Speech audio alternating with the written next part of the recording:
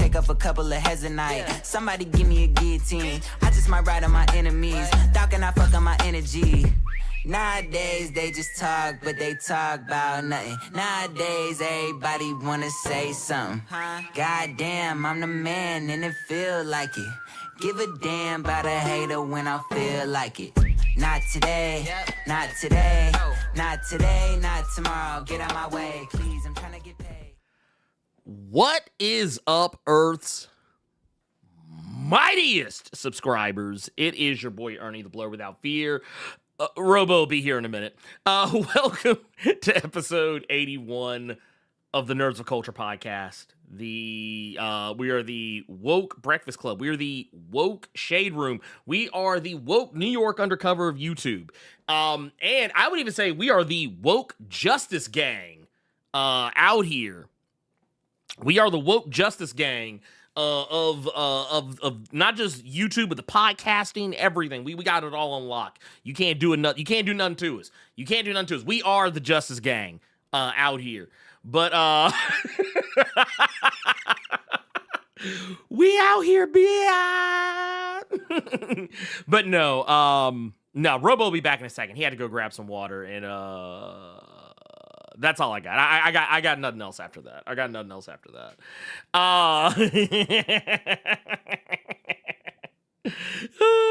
Sound like a band of outlaws, right? I'm just saying, man.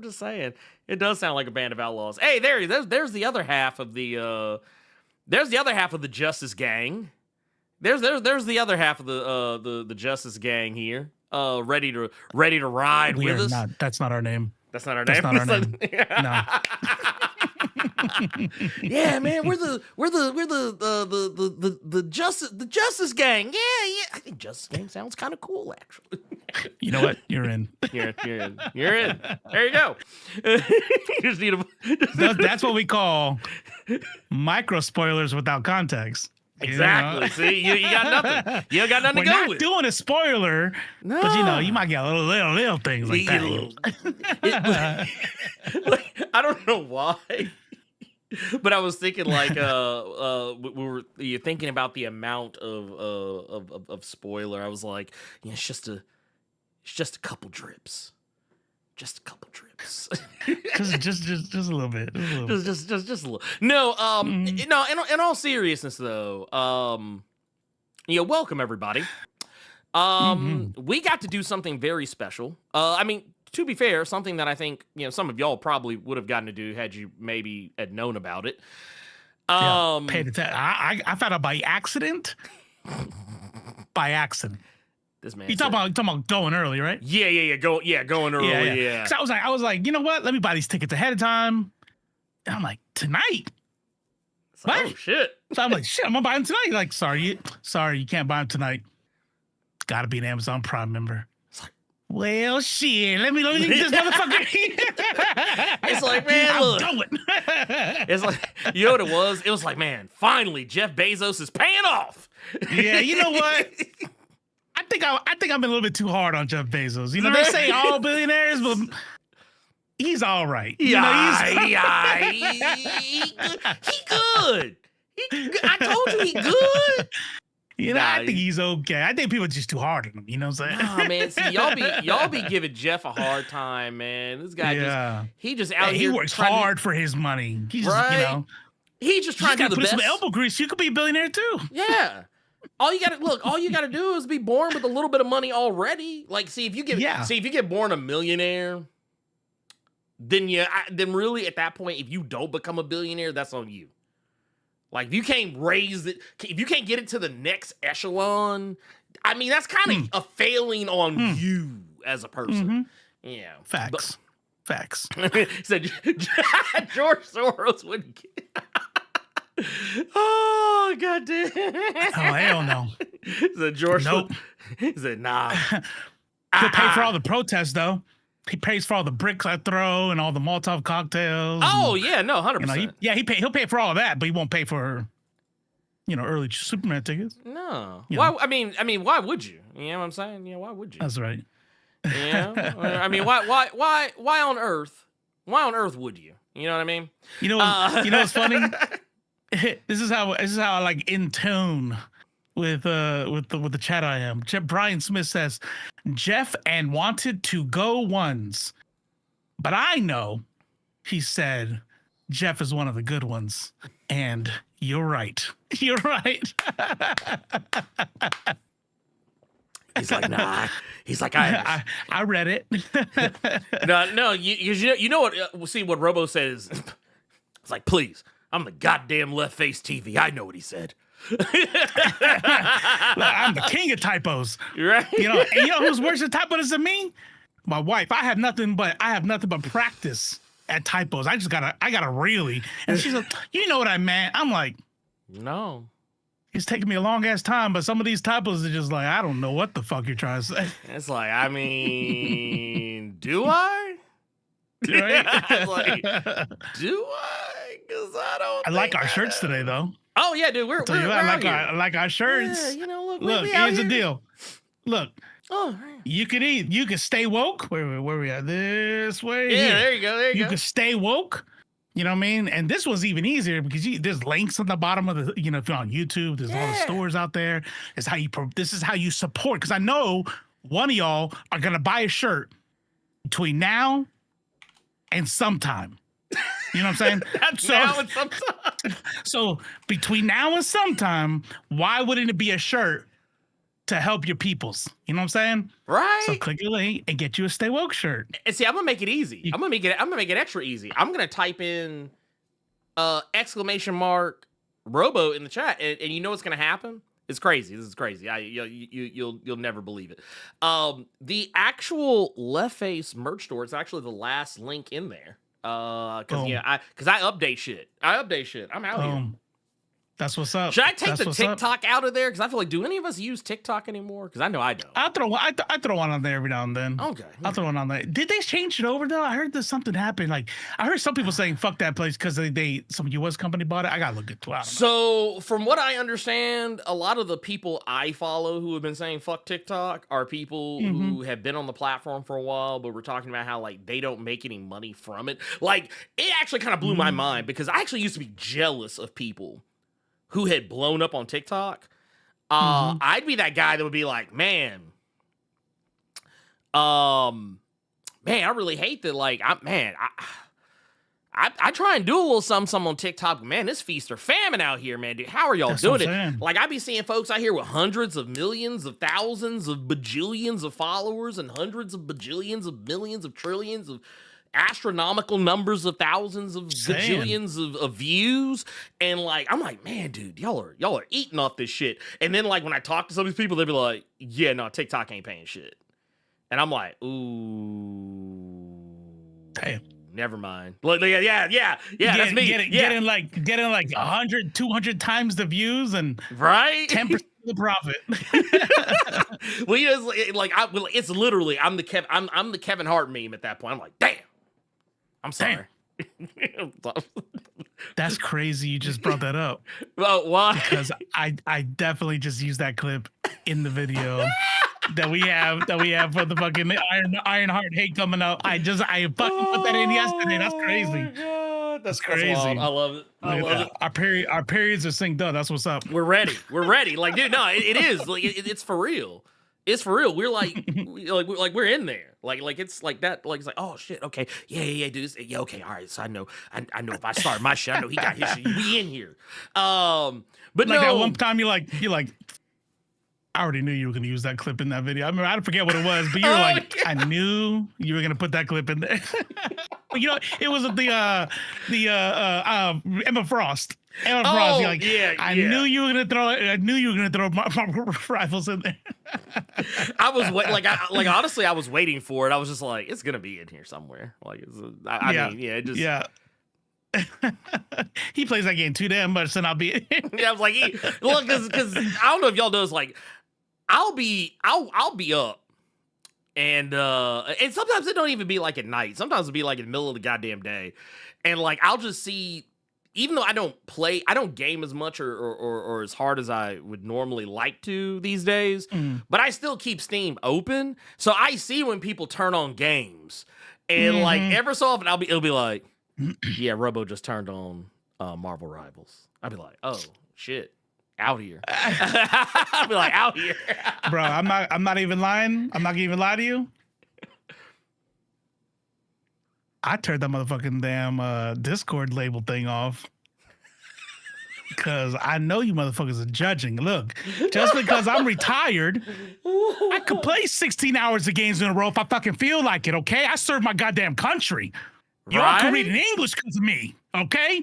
If I want to be a loser and fucking play 16 hours worth of video games, I'm going to do that. But I just don't want you. I just don't want to hear about it. No. I need your judging eyes. I'm going to get a tattoo. It's going to say only God could judge me. I don't even believe in God. I'm going to get it anyway. Only the motherfucker I don't believe in can judge me. Now, what you going to do? Now what? No. That's how I would do. That's me. That's me. Is Diablo 4 any good? It's free on PlayStation Plus. I mean, look. If you like that sort of thing. I'll admit, I liked it at first. Yeah, we were in it. Yeah, like we were deep off in it, but like then Blizzard had to Blizzard. And they started changing the game. Like they did this thing, and I hate when studios do this, when devs make something and people are having way too much fucking fun with it. So they're like, nope, they're having too much fun. The fun meter, like if you have a fun meter and it's just like, it's like, all right, you got a little bit of fun, lots of fun. Ooh, this is dangerously close to like having way too much fucking fun, and you have like way too much fucking fun. And like the second you get to that way too much fucking fun, they're like, nah, change it. We have to reset the whole thing, so we got to bring them down to only having a little fun. And it's I hate that shit. Because Borderlands did that shit. There's another reason why they do this shit is because you got the vocal minority, right? You get them people that have been playing Diablo since day one, right? And they are the ones who get to like hardcore mode and they play on the hardest of the hard, right? And then they come up with Diablo 4. And normal gamers like you and I get to go in there and have the same amount of fun as them. And they're like, what? This is bullshit. What? You're playing Hell 4 already? This is bullshit. Back in my day, we had to play for 17 years before we got to Hell 4. And then Blizzard's like, well, fuck, we gotta, we don't want to lose our solid core.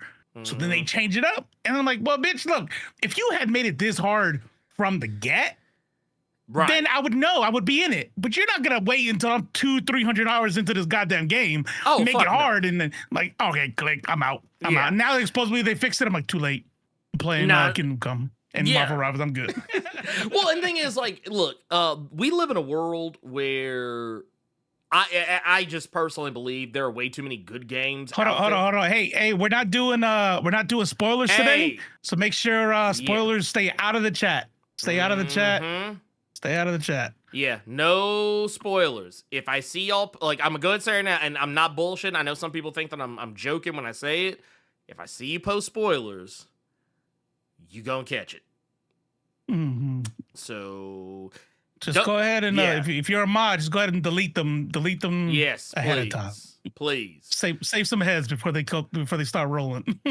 Yeah, no, it's I didn't see one, but I saw someone asking something. There's one that got really close. Yeah, I mean? I could see it. I actually did a bad one time, and I never really thought about spoilers like this before. Oh yeah. And sometimes the question is the spoiler, right? What was it? It was a movie that came out, and I did this to Judah. And it was I said, "Yep, it was Mephisto." Oh. Or no, actually it was worse. I said it was Doom. I said, "Yeah, it was Doom." You know what I mean? Thinking in my head, of course it's not Doom. That's silly. What does Doom have to do with this? But he's like, I mean, it could have been Doom. Like, now I know it's not going to be, but okay. Like, I'm like, oh, I see. Yeah, I get it. Yeah. I see what you mean. I see what you mean. Yeah. Well, here's what I'm going to say. Like, just so everyone knows, no one put a spoiler in the chat yet. No one's put a. I'll say this right now, just for clarification, because I know some people might be catching up, or maybe they shouldn't see it. No one has put a spoiler in the chat yet, but someone did ask something that could have led to us talking about that's spoilers. That's what made me jump on it. I was like if somebody answers that motherfucking question. Yeah, like, and it wasn't even just well, and that's kind of where I knew where you were coming from, because I was like, someone in this chat who has seen it is probably going to say something, not like thinking about it, and then it would just it's just, please, no spoilers whatsoever. And like I said, we're gonna try our best. Like, I know we've been kind of fucking around, but like the stuff we're saying is like, there's no context. You have no clue what we're talking about. Y'all have no clue what we're fucking talking about. So like, it's not even anything you could be like, oh man. Like when you go see the movie, you'll be like, oh, that's what they were talking about. Like it's gonna be one of those. Okay, I get it now. You're like, I can laugh about it now. I got the joke. But no. I'll say this for just before we go in, because I do want to just get this out of the way now. I already gave my review for my out of theater reaction, so I'm not gonna spend a whole lot of time pontificating about what I think about the movie. I might give y'all, because something I did realize I didn't do when I was doing my review, I said something about how I didn't think it was a perfect movie, but I didn't say why, and I think it's just because I was still in hype mode, so I just kind of forgot. It's nothing major, really. It really isn't anything major. I kind of alluded to one of the things, but I didn't really like harp on it. But I'll just say this: yes, like I don't do star ratings, but if I did, the closest thing I could probably approximate it to is like a 4.5 star movie out of 5. If I had to like put a star rating and the on 0.5 and whatever makes it not perfect is a spoiler. Like you'll talk about later. Well, so it's okay. So it's two things. It's two things. Neither are spoilers, but like I can sum them up pretty easily. It's basically, I wish that Lex Luthor wasn't quite as whiny. Like he has a little bit of a whine factor to him. Not a lot. Okay. Not a lot. It's not like it's his whole personality, but like yeah.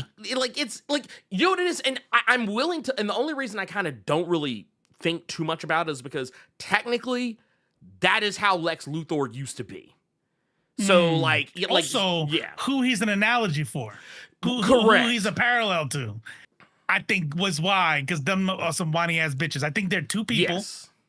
He's supposed to be two different people, and we both know who they are, and they're both whiny ass bitches. So, but you're right though. Yeah, I do like the I forget the actor's name. It's on the tip of my tongue. The original one from the 80s. Oh, Gene Hackman. Yeah, Gene Hackman. Like Gene Hackman is my Lex Luthor, and I do like that, and I like that the comics leaned into that. With the like, I am a fucking calculating badass motherfucker.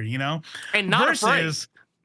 Not at all. Not at all. But versus, the whiny, I'm super rich and I'm just jealous and insecure. I do rather the Gene Hackman type, but I also know who they were, what he was doing, and I'm like, okay, I get it. Yeah. As far as who he's supposed to represent. And then like the other thing that, and like I said, once again, it's like, this is me like looking for things. Like, I'm looking for things. That's how good the movie is. I'm looking for shit. So I can be like, all right, let me be objective. I will say the opening of the movie, it does a thing I'm not, outside of Star Wars movies, I'm not always fond of. The text narration at the beginning of a movie. Not every movie does it well. This movie does it better than most, because they kind of, in a way, they kind of make it a little funny. Like, or not funny, but like, as you realize that there's like a theme to every sentence, like the number 3 comes up every single, it's been this many that, and it's kind of like, I mean, that was cute, but it was one of those things that it kind of ran a little long, and I was like, okay. I'm not gonna lie. I think we're all smart enough to know who Superman is that Right. we don't even. I was like, we don't even need this. Like, That's why I didn't mind yeah. posting it. Like when I was in the theater, I just wanted to like brag that I was here. So I did like 3 seconds of that, what you're talking about. Yeah. And people were like, whoa, spoilers. I'm like, Bro. Did you not know he was from another planet? I didn't. Spoiler alert. For you. Spoiler alert. Yeah. Superman's an alien. I didn't want to know the movie opened with text.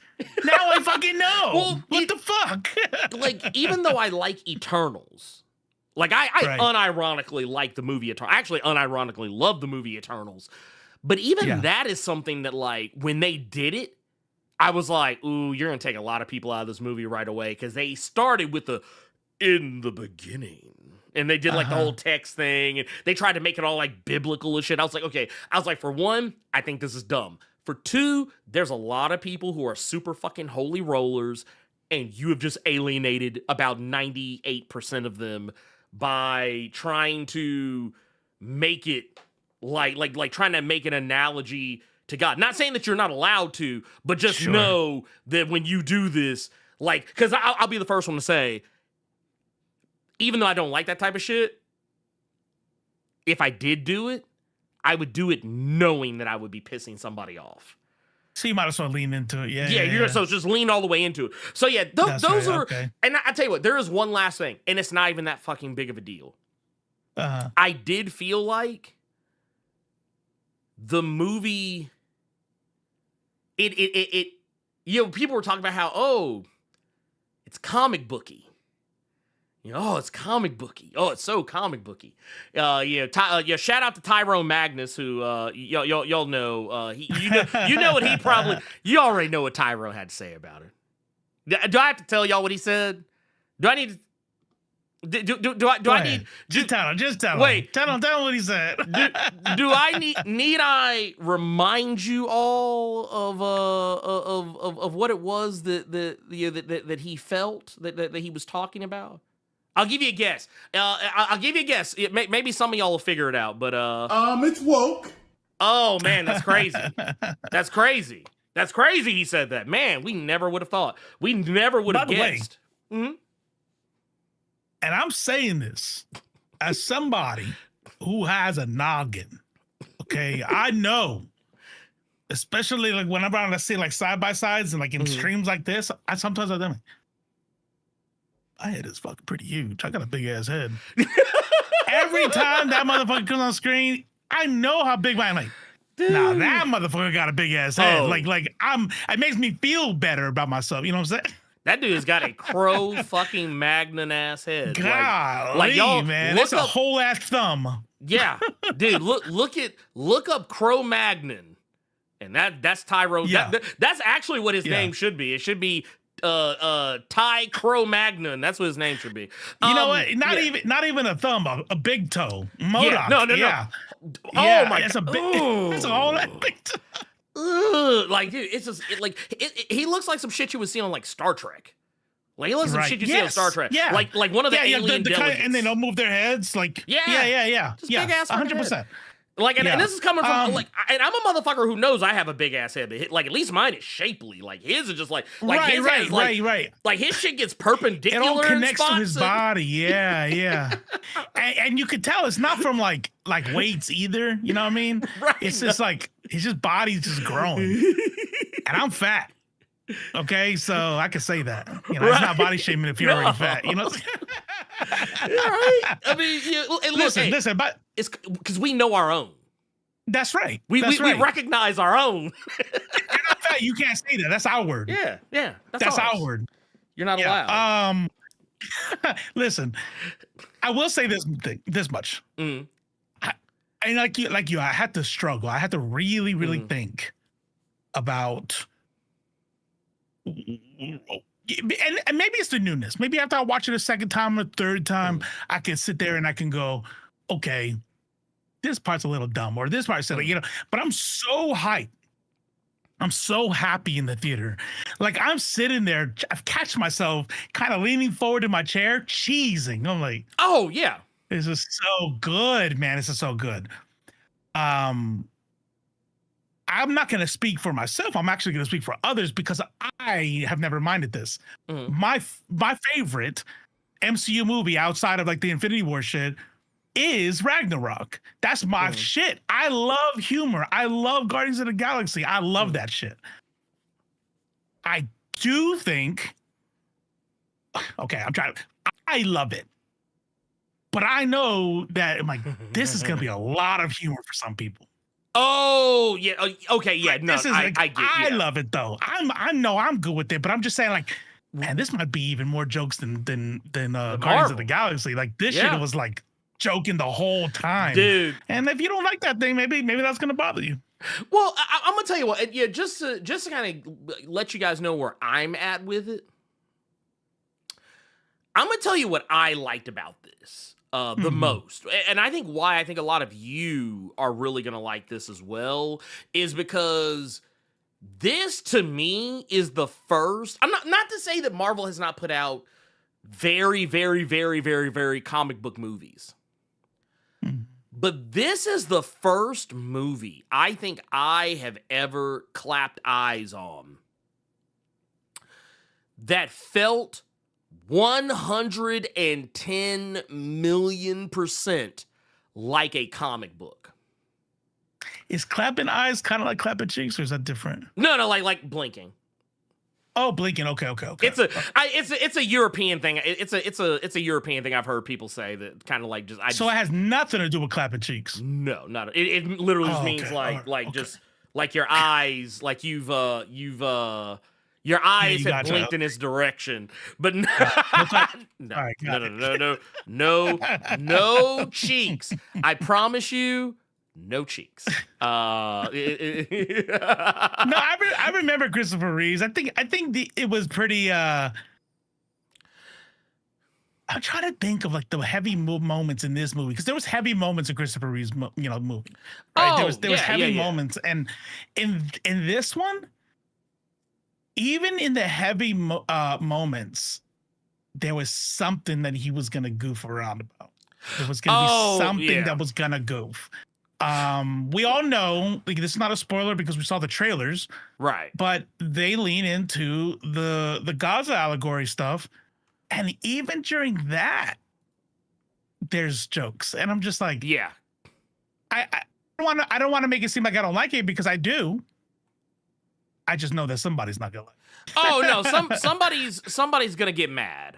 Somebody's gonna get I mad. guess the tone I'm trying to catch here is sometimes people don't like the humor, and I go, shut the fuck up. Like, I'm sorry you don't like happiness. In this one, I'm gonna go like this. I need to say clearly, I liked it because I like shit like that. Right.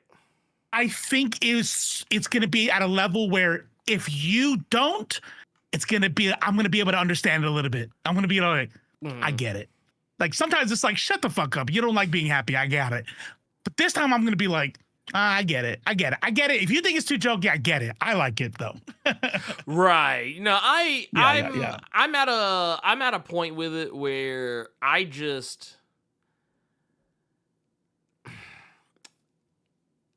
love when an adaptation doesn't shy away from what it's supposed to be.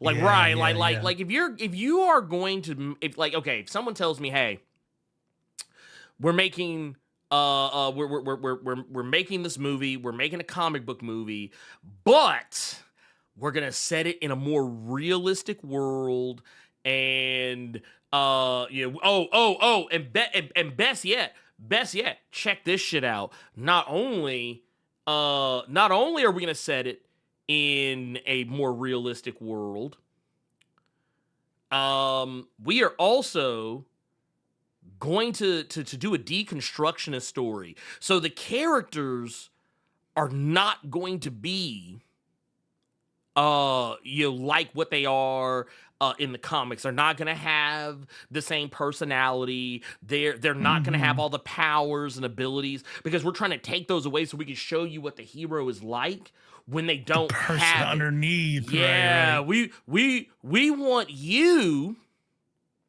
We want you to see the character in this light that you could never have seen before. And as soon as I see some bullshit like that, I'm gonna be honest with you.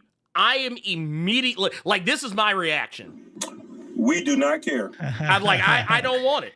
I don't and you know fucking that thing want that it. you love about the character? Ain't gonna be in it. We're not gonna do that. We're not gonna do that because we want to just try. We're gonna go a different angle. Yeah, no. See, we heard that you like comic books. Yeah. We heard you like comic books, but see, we also heard that you've read all the comics, so you already know all the stories. You know, you already know.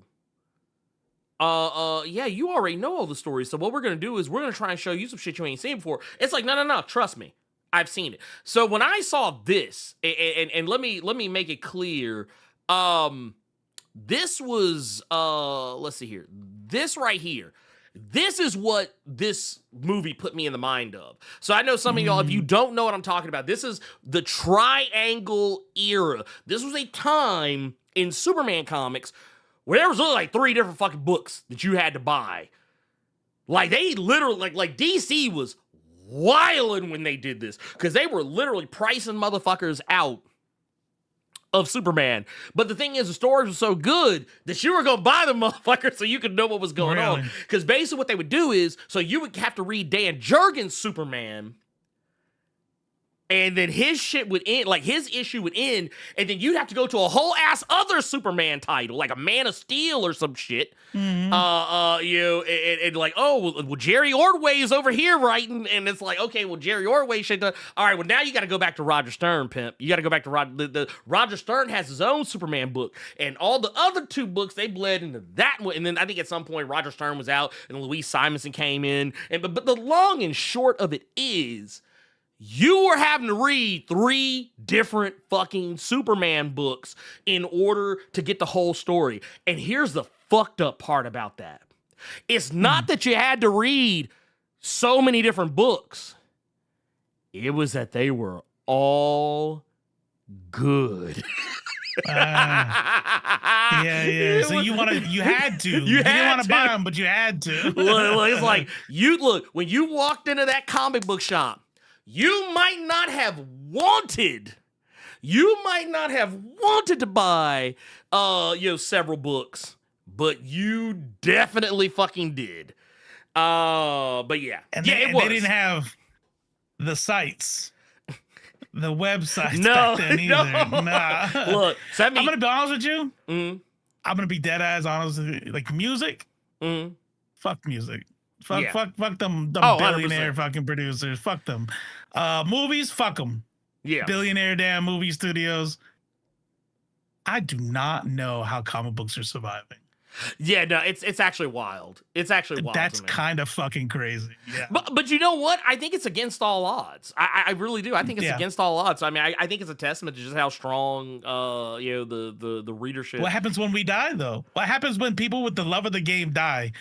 Oh, man, I know my kid don't give a fuck about comics. Like, are there any Gen Zs who love comics? I don't know. Because I see everybody at cons are like our age. You know what I mean? Like, well, that's wild. I do see some younger folks, but the thing is, I feel like, man, yeah, it's going to be interesting unless something changes. Yeah. It's definitely going to be interesting. Yeah. And I will definitely say, too, as far as all that goes, when I see someone who is, got a love of the game, and I think honestly, people like James Gunn are going to be the last bastion. They're going to be instrumental, I think. Because don't get me wrong. Look, Marvel has done a great job at getting their movies out there, making these characters household names, especially even characters nobody gives a shit about. Like, no one was checking for the Guardians of the Galaxy before that movie came out. No one was checking for Hawkeye, until he was in the MCU, and be like, oh man, Hawkeye's actually kind of cool. And same goes for a lot of characters that are like, hell, Iron Man. No one, believe talk about that. Yeah, believe it or not, nobody was fucking checking for Iron Man. Nobody was checking for Iron Man before 2008. They were not. You talking about like the extremely humble, great character, good person Iron Man. No, like who Riri Williams should be more like. Right. Yeah, he wasn't a war criminal. You see, the MCU did that. The MCU made him a war criminal. He wasn't like that bullshit. But it just I think that people really need to really look at what James Gunn is doing, because I'm not gonna hold y'all. When I watched this movie, when I watched Superman, and I saw how comic booky it was, when I saw that there were just, the way they did this movie, where it was just shenanigans. It was shenanigans the whole time. It was just like, stuff was just happening. Now, I will say, and that kind of gets back to the thing, I will say, I did feel like the movie did kind of jump a little too quickly between stuff. There's it kind of, like, some of them be happening. Okay, cool, we're over here. All right, we're over here now. And doing this. Don't worry about that shit we just did over there for a second. We're over here now. I feel like the cuts between things were a little, they weren't smooth all the time. Not every time, but just some of the time they were kind of, I don't know, in weird places. But like, even then, I still felt like I was reading a comic book. Like, I feel like someone, like, as I was watching the screen, I felt like someone was just turning pages. They were just turning pages in front of me, and I was just reading. And when you can do a movie like that actually puts me in the mindset that I am reading Dan Jurgens, that I am reading Louise Simonson, that I'm reading Roger Stern, that I'm reading Jerry fucking Ordway, Superman. I mean, just hook it to my veins. That's what I want. That's what I want. Like, at that point, like, honestly, you could have just wheeled me out that motherfucker. Like, I was like just, okay. Like y'all could have taken me out the game. Y'all could have taken, because I'd be like, finally a comic book movie, an actual comic book movie. The movie that should have been 3 hours long. Right? Make that shit 4. And I'd be like, look, I can hold my pee a long ass time, man. I'm in the military. I'm good. Let me tell you something.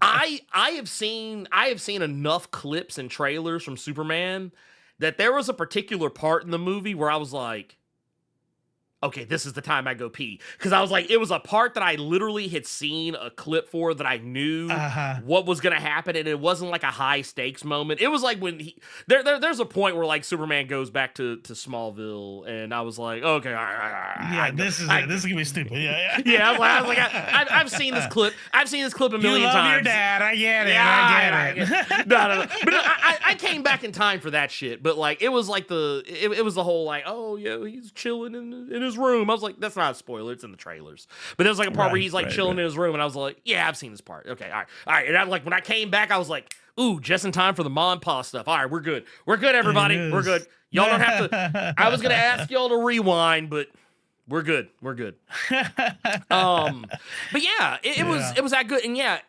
like, after watching that movie, yeah, give me the Gunn cut. Give me the Gunn cut, because that's it. Yeah, that's, you know, Gunn's gonna tell you. He's like, it's on the screen. He's like, that was it. It's on the screen. I don't have 17 hours on that was left on the cutting room floor. You know how many times I heard cutting room floor? I'm so tired of that goddamn those 3 words, cutting room floor. I never want to hear that shit ever again. Like, but if I were to have found out there was a 4-hour version of this movie that Gunn had pieced together, I would say, dude, I would go to the theater to see it. I'd go to the 100%. Theater to see it. I'd go to the theater. 100%. IMAX again.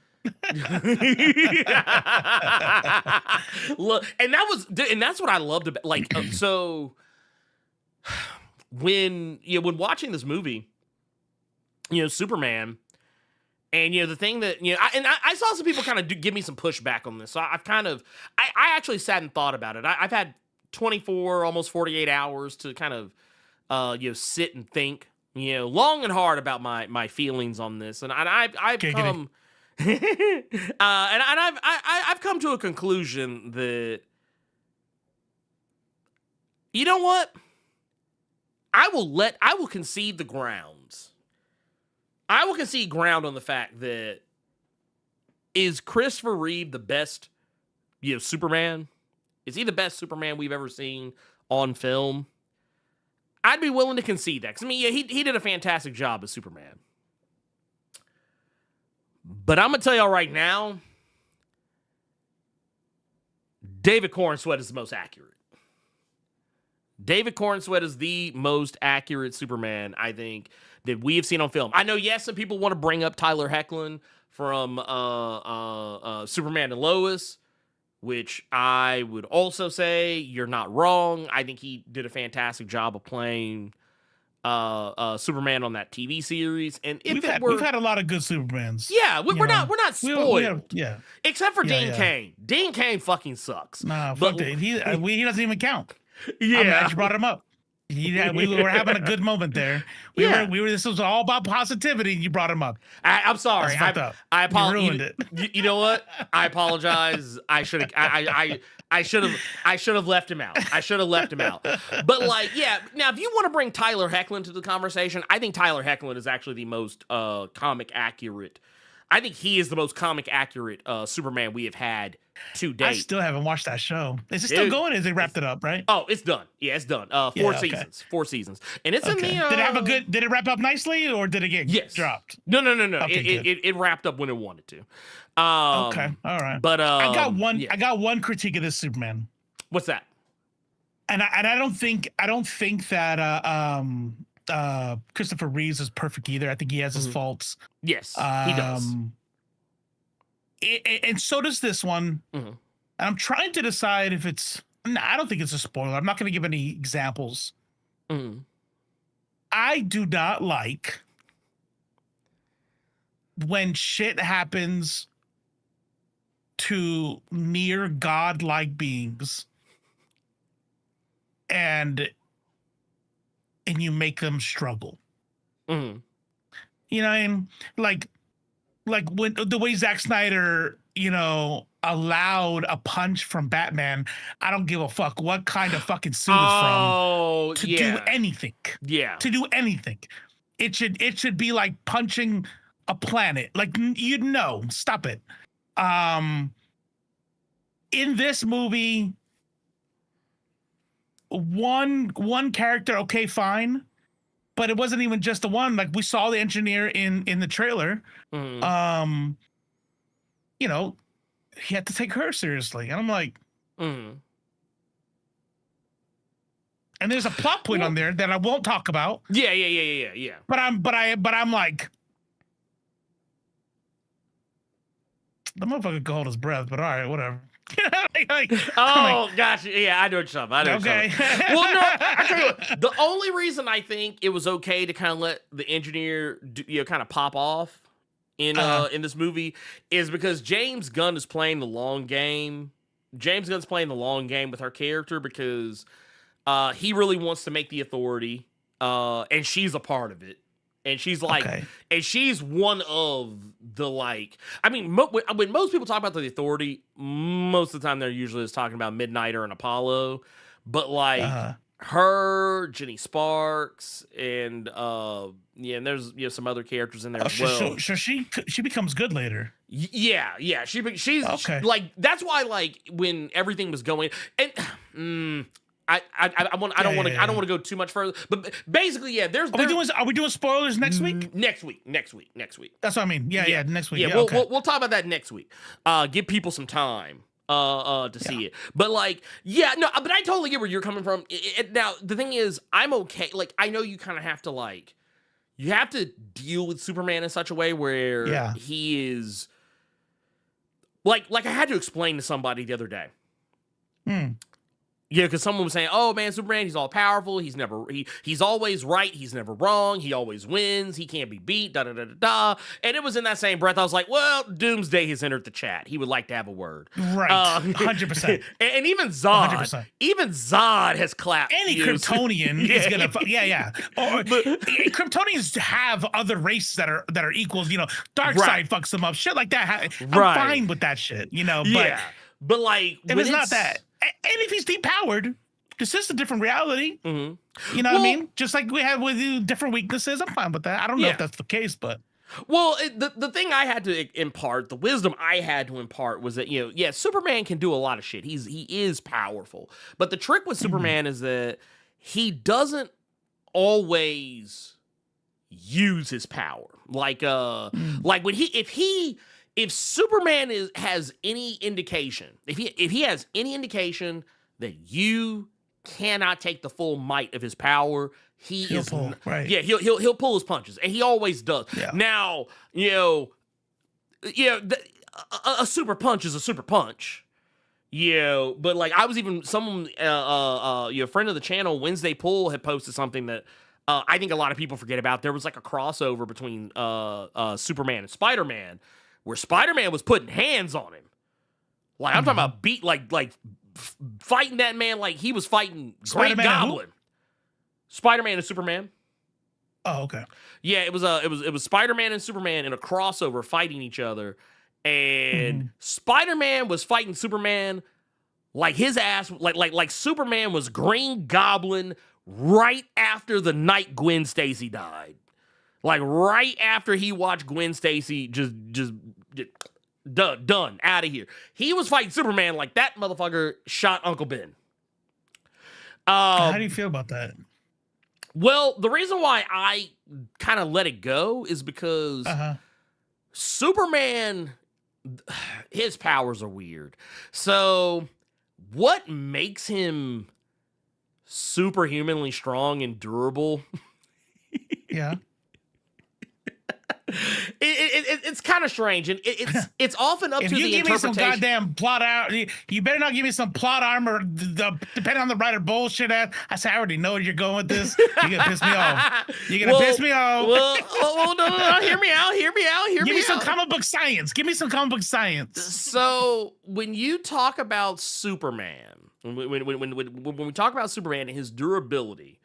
And I want to make sure that I'm not speaking out of my ass here, but what, like, he can kind of he can basically kind of like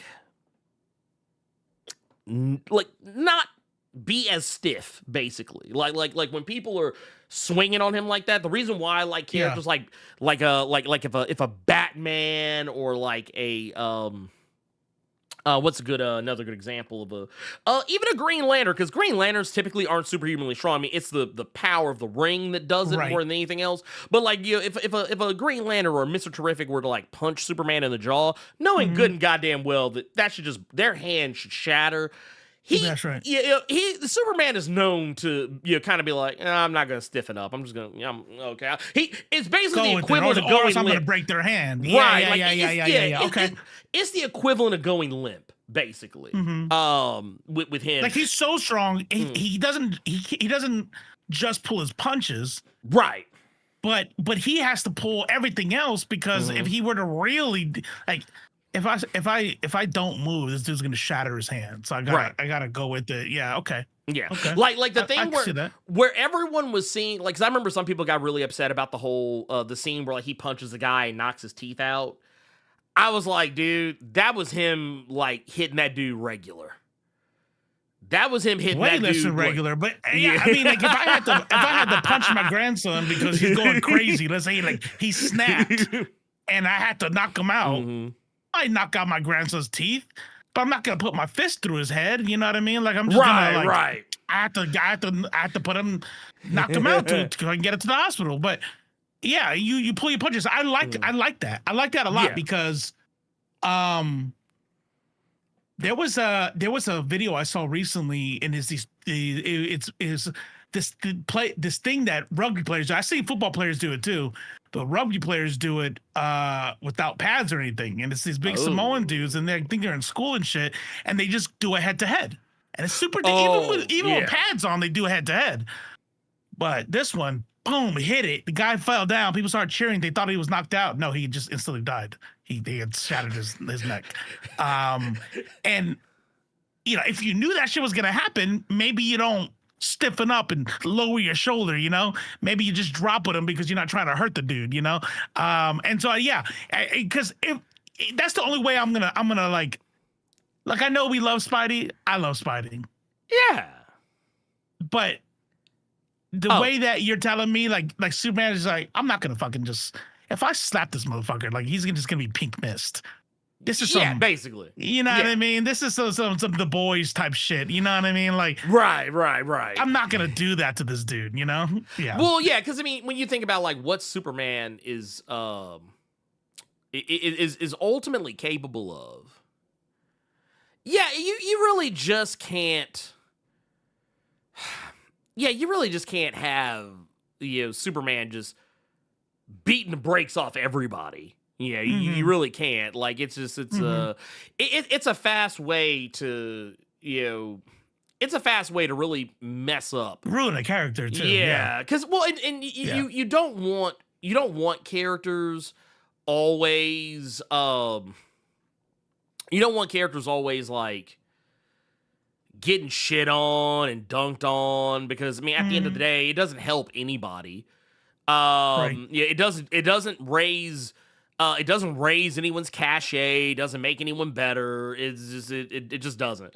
But yeah, some of that stuff, it's like, depending on who it is, I could kind of let, be like, all right, it's whatever.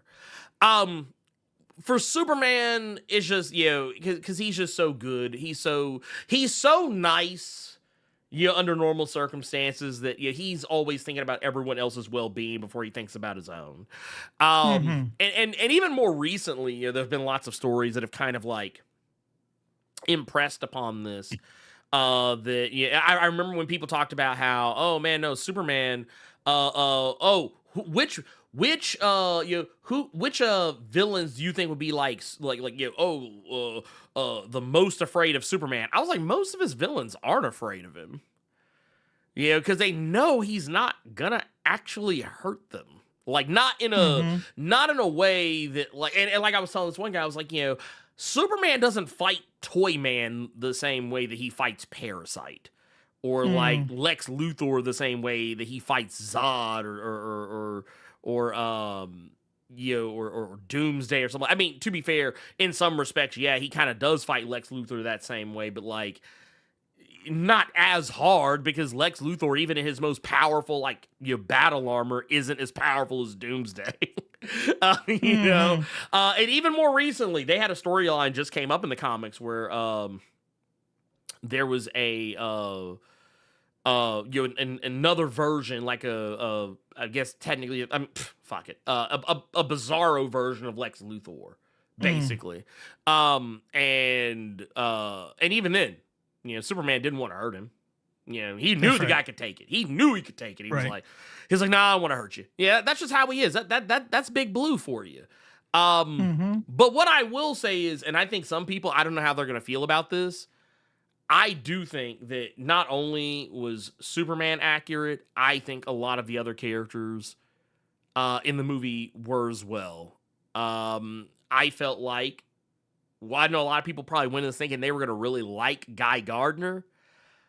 I'm here to remind you, Guy Gardner was not a likable character during the time frame that James Gunn was pulling from. I'm not going to pretend to know that guy, that Guy Gardner. I'm not going to pretend to know. So you're saying like how we saw him in the movie, that's him in the comics. And in some ways, he's worse.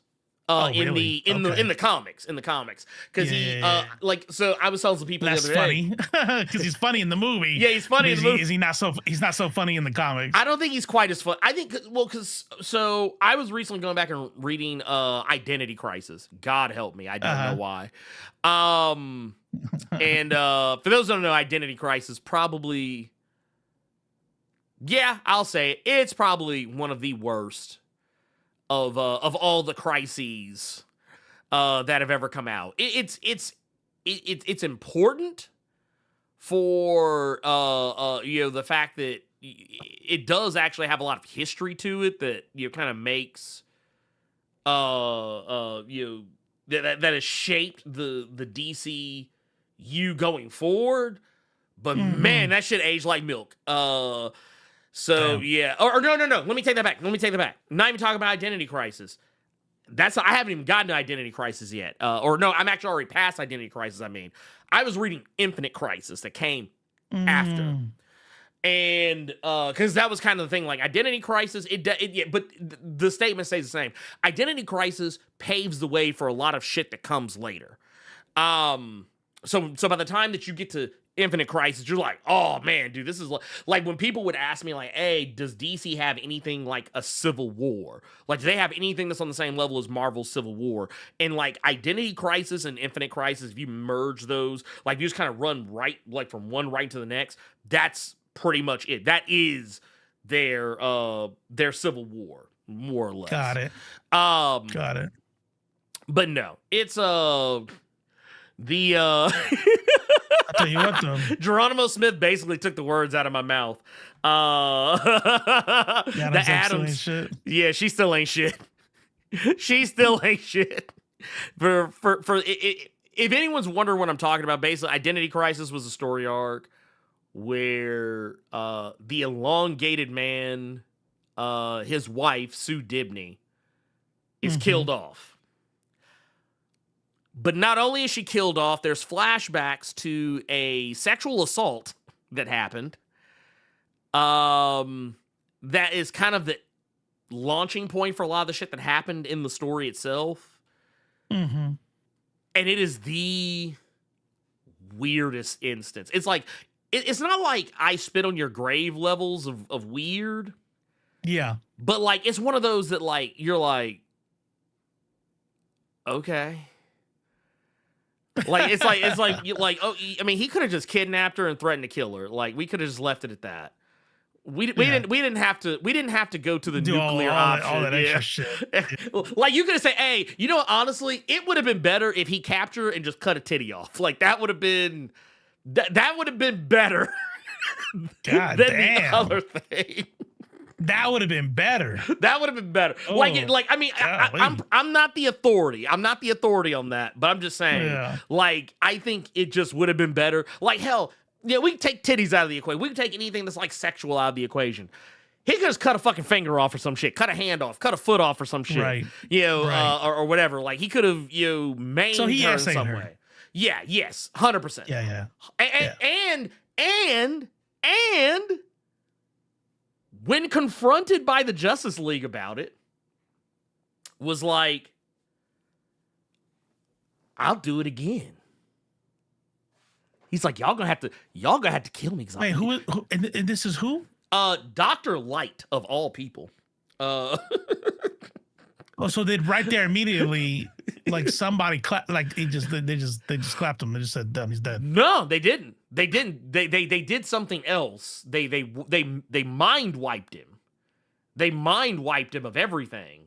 But there was like ethics involved in that because like, okay, well, like, were we just unilaterally wiping people? Like what are we? Who's to say we haven't done this before? Wink, wink. Who's to say that we haven't done this to one of us? Like, who's to stop anyone from having done these things to somebody else? It's one of those deals. It's supposed to like basically be a. Did somebody mind wipe her though, so she doesn't have to live with the trauma? He gets to go on like reset, and she's like, "The fuck? What the fuck? I just gotta live like this." If I remember correctly, I think they did actually like that part's a little bit more hazy to me, but like because I was so traumatized by the main part of it that I was just like, ew. But like, yeah, basically they just made like the original The Boys scene with Starlight. I was like, I literally stopped watching. I stopped reading right there. Yeah, no, that's like when you see like she's on the ground, she's like, got her hand in her mouth and stuff, and like it's just like I was like, bro, why are we doing this? Why are we? Why? Like who asked? Who asked for this? You know what? We're focusing on the wrong thing. we're focusing on the characters. We're focusing on what did Superman do? Who wrote that shit? Oh, there's a real human being who said this is gonna be a dope ass story, and there's an editor who said this is awesome. This is it. This is it. I'm actually trying to remember who did write? I'm actually pulling this out right now. So this was let's see here. This was written by Brad Meltzer, who I was like, dude, this is like this wasn't the one. This was not the one. This was not even like within. This wasn't even within like 50 yards of the one. It was not it. He looks like somebody who'd write something like that too. Yeah, it's kind of and here's the thing, he's a largely like highly well-regarded writer, which is the crazy part. But yeah, you could not convince me why. You couldn't convince me why, because I'm just like, bro, what is this? What is like why? Why do we do this? Why? Who needed this? Just Leave It America by Brad Meltzer, the deluxe edition. The deluxe edition, yeah. Skip. Yeah, I'm good on that. I'm super good yeah. on that. Look, just read Mark Waid, it's better. But no. But yeah, I don't understand all that shit. But yeah, it's just like if you read Identity Crisis, like I said, I don't even feel comfortable showing anything from it, because like, yeah, no, we're good. It's an egregious scene, and what's Identity Crisis. Yeah, that one's Identity Crisis. And the reason, if anyone's wondering why, I was reading it because I was actually really considering doing a video, like just talking about it and how fucked up it was. I've talked about it before. I'll edit that. He's like, all right. He's like, I'm in. Yeah. But you know what I like doing? I like sometimes I'll do something like, oh, I got something to say about it. I'm gonna do an editor's note. Nobody can stop me. He's like, it's in there. Well, look, I'll just leave this. If anyone's curious as to how unrepentant Dr. Light, like if you're feeling sorry for Dr. Light in this, this is what he had to say. He said, "I'll find her again, I swear." Wait, okay, this black shit coming out of her mouth. Is he like possessed? Is something going on? Like, is he? They just got done beating the sweet tea out of his ass. Okay, so his blood. Yeah, so is he a villain? Is Dr. Light a villain? Yeah. Okay. Yeah, he's not somebody like turned bad. No, like there's good versions of Dr. Light and there's evil versions of Dr. Light. This is the that's quite a name for a villain. Right? But yeah, he was a piece of shit. He's a piece of shit. And I was like, bro, why are we doing this? And this goes Infinite Crisis into Identity Crisis. It goes Identity into Infinite. So Identity first, then Infinite. Got it. Yeah. Because basically, when you get to Infinite Crisis, the reason why everything was able to pop off so easily was because the heroes were fractured and didn't trust each other. Mm-hmm. Like, people weren't talking to each other, because that was the other thing. Batman's mind gets wiped because he's not on board with the whole mind wiping thing. So changing the subject a little bit, when I kind of want to go over, and we haven't prepped for it, so if we want to do it next week, that's fine with the spoiler talk. Maybe we do a spoiler talk, but I kind of want to go over like Ben Shapiro's bitching about it. Like, this Superman was on Fox News, obviously doing their same old talking about, talking out their ass. Like, okay, so you've never read the comic. Okay, got it. Which they always do. They can never stop doing that. Like when his son, came out as gay, now Superman's gay. Like, do you really just go with whole ass headlines with just by looking at a cover? Like, that's wild. It's what's weirder about that too is that it was like at the time that all this was going on, I mean, yeah, John Kent is technically Superman, but he's not like, the way they framed it, it was very disingenuous. Because like, when because I'm gonna tell you right now, if you see a headline that says Superman, gay, who are you gonna think they're talking about? Clark Kent. Yeah. You're not gonna be thinking about John Kent. But here's the thing though, I don't believe that they were being dishonest. I think they're just stupid. I think they thought it was Clark Kent. You know what I'm saying? No, 100%. 110 million %.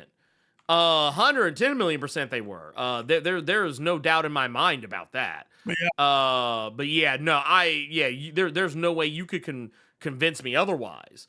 But yeah, Fox Fox owned by Fox is owned by Disney? Yes. Well, I don't know because Yeah. I know there was one portion of. Wait. There was a portion of Fox that didn't go to Disney. I don't know which one it was. It might have been the sports. The It may have been the news, sports, right? or was it the news? I can't remember. And honestly, I would not blame. Like honestly, if I was Disney, if they did take the news part of it, actually, you know what? I don't think they do. They own Fox. I don't think they own Fox News. I don't. Think Disney they, purchased the entertainment assets of 21st Century Fox, including film and television studios like 20th Century Fox, Fox Searchlight, and Fox 2000, as well as the cable networks such as FX and National Geographic. Yeah, so they don't have. They also acquired Fox's stake of Hulu. Mm-hmm. And Fox Sports. Oh, wait. Yeah. However, the deal excluded certain assets like Fox Broadcasting, Fox Sports, Fox News. There you go. Yeah. So separate. That was what I thought. That was what I thought. I was almost positive they didn't take it was either Fox News or Fox Sports. I was like, I'm pretty sure they didn't take one of those. Rupert Murdoch. That's not even. It doesn't even matter. It's not even about the cash cow. It's literally controlling. Like that is what Rupert Murdoch does to people like my parents is way more valuable than money. Like I control everyone 50 and up. That's a conservative. That's wild. That is fucking crazy. That is I can say whatever the fuck I want. And then when you sue me and I go, you can't sue me because we're not really a news station. This is like, it's obvious that we're lying. And then I get away with it. And then you show that to conservatives. They're like, okay, whatever. Where did you read that? On Google.com? I'm like, oh my God. It's like, dude, it's like, why are y'all this cooked? But no, you know what? We might even take a look at that. We might even take a look at that clip just because it was so hilarious. Yeah. But before we do, Sylvester the Samurai with the 35. Let me zoom that out just a little bit so we can see a little bit better. Sylvester the Samurai with 35 says, yo, what up? Not seeing Superman until Saturday night, so I'm avoiding anyone who's talking about it, but I wanted to show some love. Hey, we appreciate you, Pam. We appreciate you. I do not blame you. Yeah. I know people who are like, they're so like into like unspoilers. Even if to say if it's good or bad, they consider it a spoiler. No, you spoiled it. It. It's like, so you wanted me to not tell you it was good? They don't want to hear anything about it. They don't tell me anything. I don't want to know if it's good or bad. I'm like, okay, that's not me, but all right, I respect that, I guess. Do you? It was good, bitch. And then run. Yeah, right. Van Off the Black with the 6 months. God damn. In the Blerd Club Silvermine says, Midwest nice. Let people think they throwing heads. Wait, talk about wait. We talking about the Shy? That's nice. Let people think they're throwing hands. Oh! Talking about Superman and Spider-Man. Spider-Man going off on him and yeah. He's like, okay, you got me. Oh, damn, dude, you fucking me up, aren't you? Dude, you fast, man. That's literally it's me and my grandson fighting. That's the only way you're gonna convince me. You're never gonna convince me. I don't care. Superman is dope. You know what I mean? Like it would be like, okay, human beings are like hamsters, right? Hamsters. My grandson is Spider-Man, right? So not even a contest. He smushes hamsters like if he wanted to. No contest. But then I'm Superman then. And if he wants to like throw punches at me, I'm gonna go, oh man, you're so strong. Yeah, no. Man, you got me. Oh man, dude. Oh man, I think you broke my jaw. Damn, that's crazy. Yeah, man. You been eating all your food. You ate all your food all gone. Good job. That's because you ate all your leafy greens. Yeah. It's like, oh man, that was because I did that. Yeah. Ooh. Then he goes and tells his mom, I beat up grandpa. I do. I got a grandson. My daughter is karma. I had my daughter when I was 20. My mom had me when she was 20. And so it's just generational. And so my daughter had a kid at 20, made me a grandpa at 40.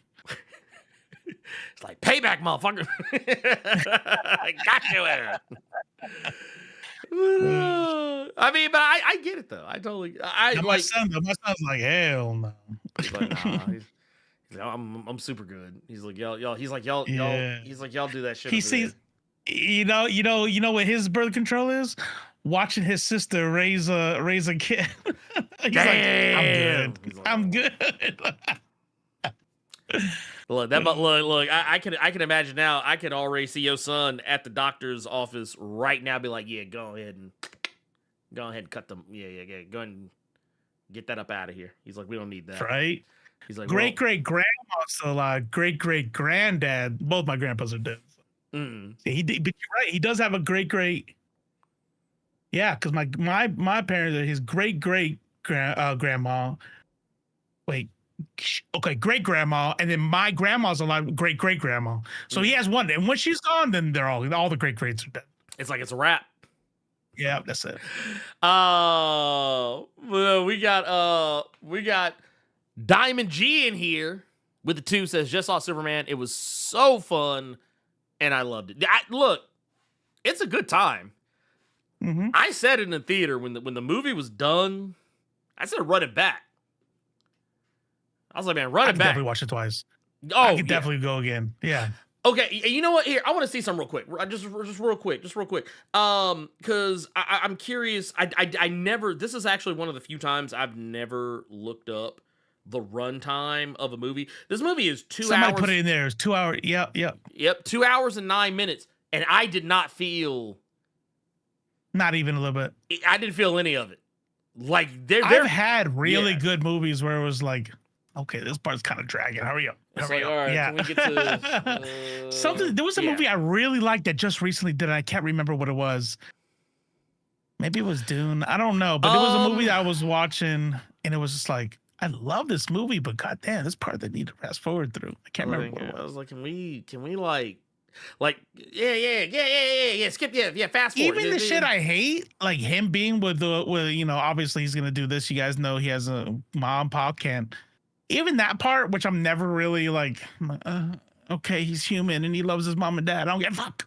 I want to see him punch somebody. Like, yeah, literally. But that one didn't even drag. It was like, no, got there. I love you.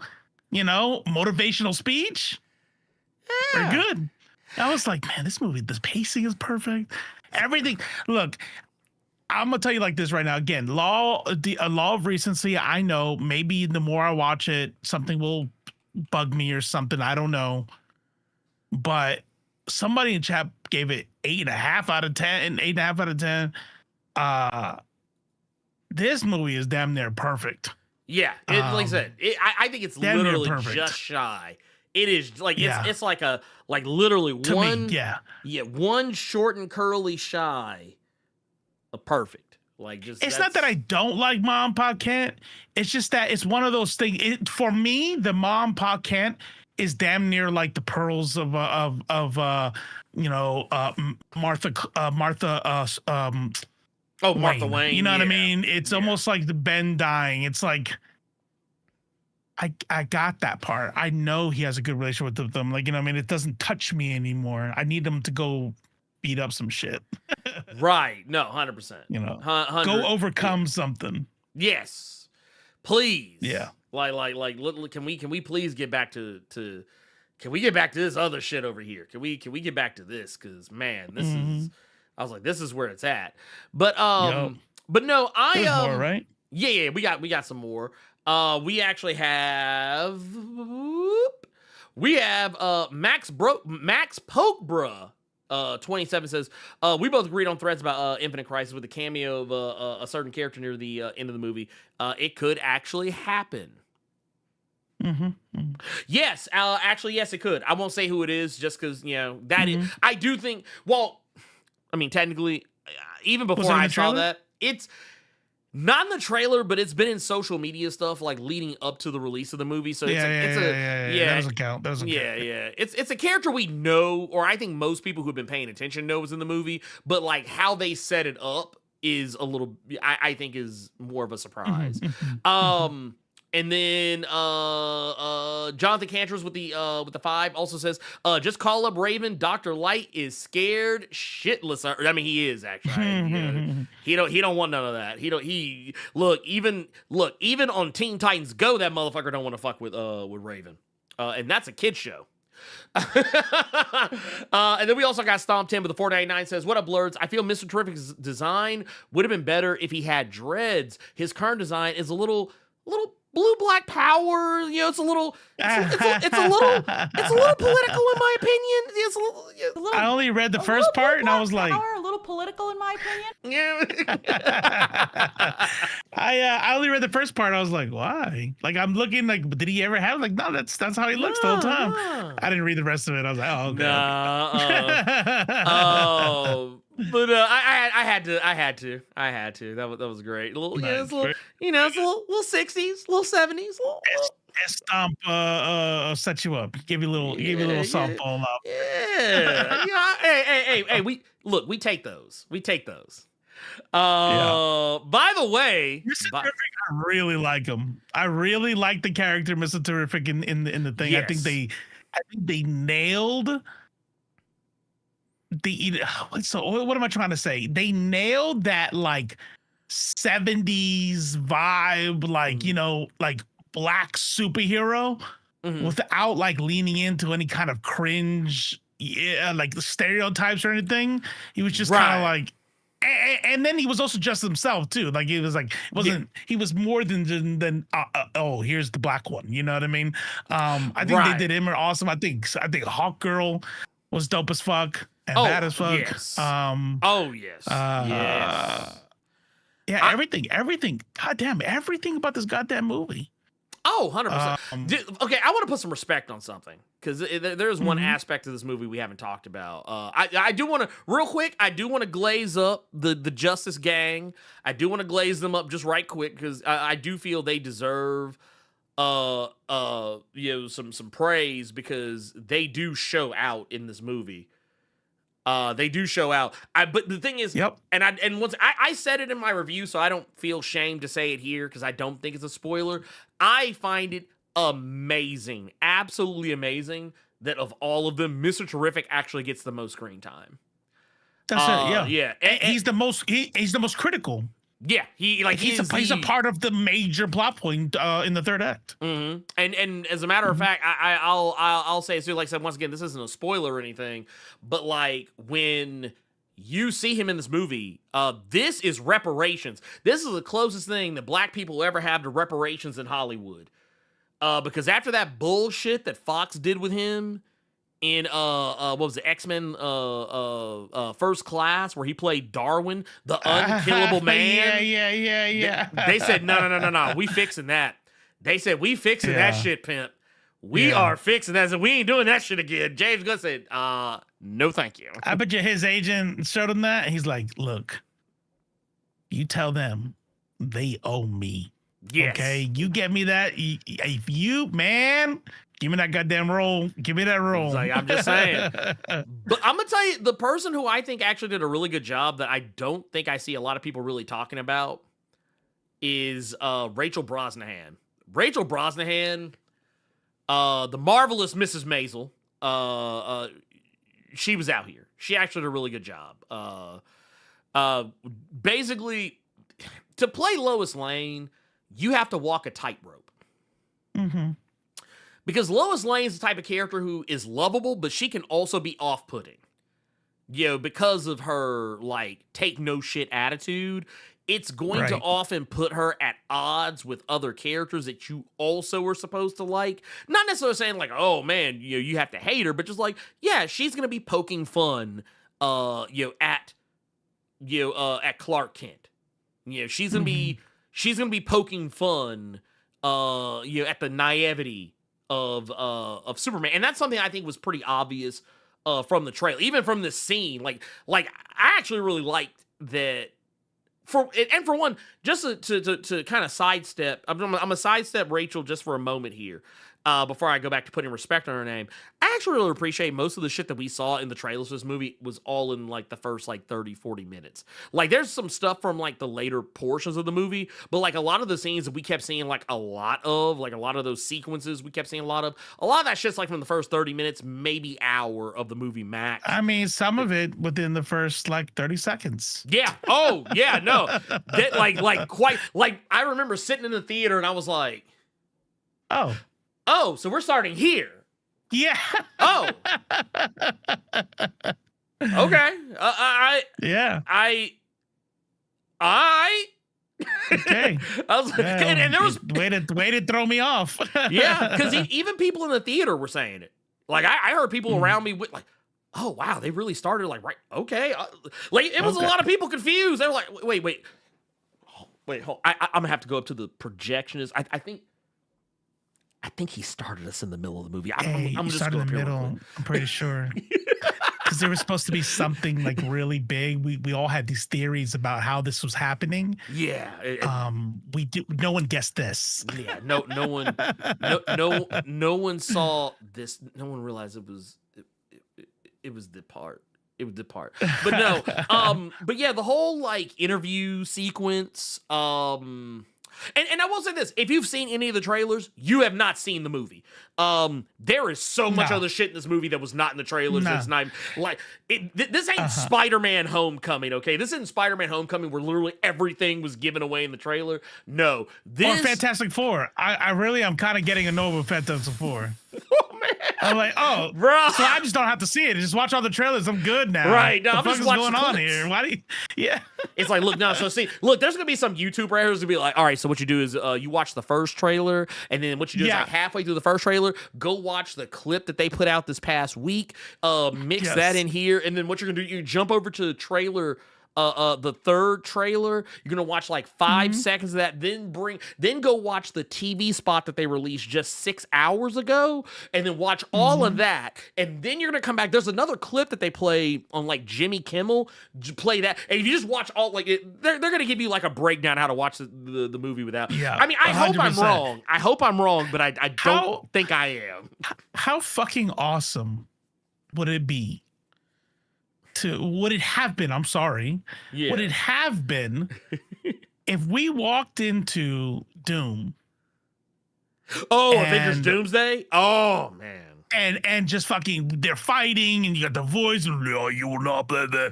And all of a sudden they fucking like Thor fucking throws the hammer finally, right? And it's like does some like slow motion shit, but it's only that one time because it's not Zack Snyder. It doesn't last 37 minutes. Right. And it hits Doom right in the chin.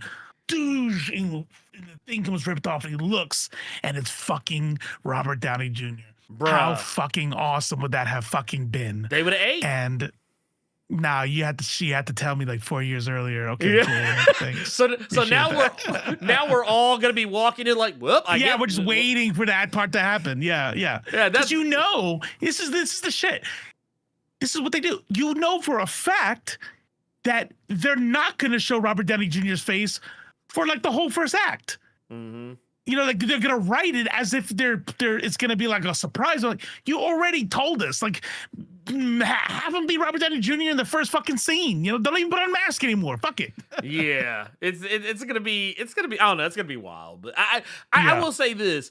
As far as like the Superman part of it goes, I'm actually really proud of James Gunn for actually having trailers cut that did not give away the whole fucking store. And but to get back to like the Rachel Brosnahan of it all, and that's the thing I think people really treat as an afterthought when they're casting a Lois Lane. This is like when they said they were casting Rachel Brosnahan as Lois Lane, I already knew she's gonna kill it. She's gonna kill it. Because if you have not watched The Marvelous Mrs. Maisel, I highly recommend watch it, because the second that they said it was going to be her, I was like, I know how she's going to do this. I know precisely how she's going to do this, and she is going to give Clark fits. And the thing is with with her character, like she has that kind of biting go-getter, like, you know, I'm gonna get the story no matter what. I'm always gonna be the one who has my finger on the pulse of like the story behind the story. And they also, I will say, this might be one of the rare times where there is a love interest in a comic book movie that I didn't feel like she was unnecessary. Like, which, I mean, you kind of need to not have that be the case because it's Superman, so Lois has to be there. Like that, like it's like peanut butter and chocolate. The two just are always, gonna go well together. But I love the fact that, like, how many times have we seen a movie, doesn't matter if it's Marvel, DC, or anything else, where there's a love interest and you're just like, man, bro, like, I'm not gonna hold you. She's an accessory. She's nothing. She's like, yeah. If she if we cut her from the script, it would literally change nothing. And like they'll probably she'd be Crypto. Yeah, basically, like it's like right. That's how women have always been. They're Crypto. Yeah. If you're the woman or the black character, you're Crypto. Yep. And it's like, oh, now we can just have Crypto be Crypto, and human beings get to be human beings. Wow, this is fucking crazy. It's crazy. That's wild. Now it's woke. It's what. I mean, we're. I'm not gonna lie, man. Speaking of, man, the director putting his dog in the movie. It's woke. I mean, that's crazy. Why would he do that? I also saw people claim that the dog was CGI. I was like, yeah, there are parts where it is a CGI dog, obviously, yeah. But I was like, the parts that's a of real people, dog. Yeah, I think it was the part where like the dog was biting. You see in the trailer, the dog, Crypto's biting at Superman, and I was like, oh, so stupid, fucking CGI dog. I was like, oh, this is James Gunn's actual dog, dude. Like, calm down. I say, y'all are so. And it's literally my dog. Yeah, it's literally my dog. Not the breed, but right. It's funny because it's like me and Maneater were talking about this, where, this is our first like real dog. Like I had a Pomeranian and a Rottweiler before that, and then our Corgi, and they've all been like, yeah, they're dogs and they do stuff, but I've never had like a stereotypical cartoon dog, like digging holes in the yard or biting at your feet and wanting to jump around and shit. And just like, I saw Crypto, I'm like, I gotta go home and get my dog a hug. That's my dog. Yeah, like jumping around, being a bad little shit, chewing on shit because he's a puppy. It's like, yeah, it was good. They did Crypto awesome. Dude, no, Crypto was like literally a show stealer, as was Mr. Terrific, I think. But no, I like that everyone felt purposeful. I like, and I know that like she is critical. Yeah, no, she's actually mission critical. She's critical to the story. Yeah, without giving spoilers again. Yes. It would not have. Superman might be dead. Just put it that way. Yeah. You know what I mean? Like there's a critical. She is critical. Mm-hmm. Like it's not bullshit. So check your DM real quick in Discord and let me know because this is a trailer. That's a scene out of the trailer. Oh yeah. So we don't have to give the. We don't have to give the surroundings. No. We can talk. We don't have to talk about the surroundings, but like we can talk about the character because I mean. Like it's one of those things. I'm gonna keep it a buck with y'all. DC did not do a good job if they were trying to hide that Anthony Kerrigan plays Metamorpho in the movie. Like it's Metamorpho, yeah. Yeah, is it Metamorpho? Element Man is the same thing, or is Element the old name or something? Yeah. So basically, in the comics, he's the Element Man Metamorpho or Metamorpho the Element Man. I'll put it like this. He's still referred to as the Element Man to this day. Like it's a thing that comes up a lot for his character. But yeah, it's not a secret that he's in the movie. I really liked him. I really liked yes. Everything they did with. I like his character. I just like it. It's hard to say a lot of the things that I like about him without getting into spoilers. So next week we'll talk about that. But it was good. It was really good. I like it. Metamorpho in the movie, like because I don't want to say too much about him, but I will say this: a lot of the theories that people had about Metamorpho.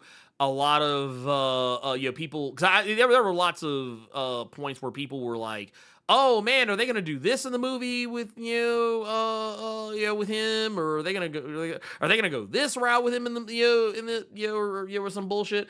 Like at the end of the day,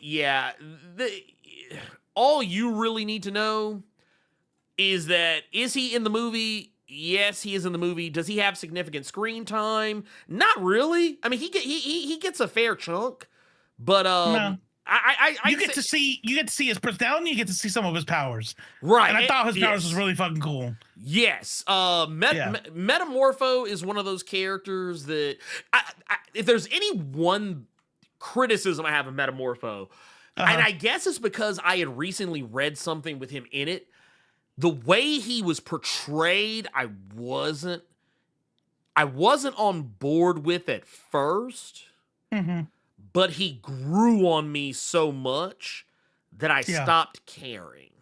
Like it was one of those things where, okay, you know what it was? I have a perfect example. I have a perfect example of this. So do you remember how people were talking about the Fantastic Four?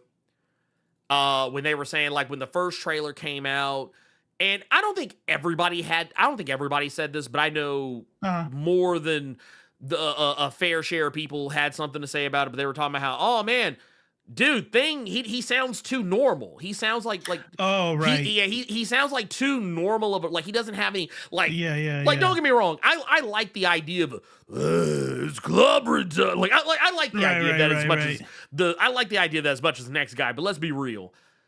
You don't hire Eben Moss Baccarat, for that role if that's what you want him to do. So, like, I was okay with the idea of him not doing it.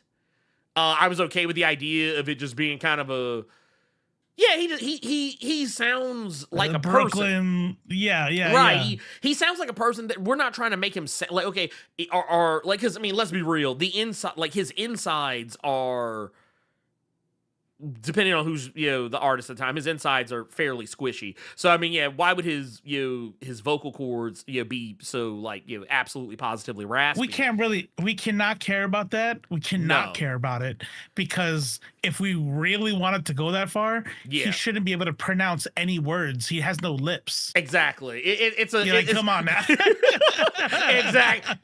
Exactly. That's exactly. Yeah. So can't stress out about how he sounds, people. No. So like when we got Metamorpho, and like when he first started speaking, like I don't know, and also I think what also doesn't help is I had recently reread the Terrifics, and he's on the team, he's soft. I'm just gonna say that. I mean, I guess I don't know if it's a spoiler, but he's kind of like mild mannered. A little bit soft. Yeah, a little. Yeah, he's not. Is that the way he is in the comics? Kind of like soft spoken. He's not in the comics. Not my interpretation of him, at least in the comics. So like, okay, so there's a comic called The Terrifics. For those who do not know, it is an unabashed fucking ripoff of the Fantastic Four. Not not even like not even trying to file the fucking serial numbers off that shit. Like it is literally the fucking Fantastic Four. Like in all that entails. Like they are not trying. They are not trying to hide it. It is. It's quite literally like if you to look at each of the characters in here. I'll pull this up so y'all can see what I'm talking about, just in case y'all don't have any frame of reference. But like right here, this is the Terrifics Volume 1 right here.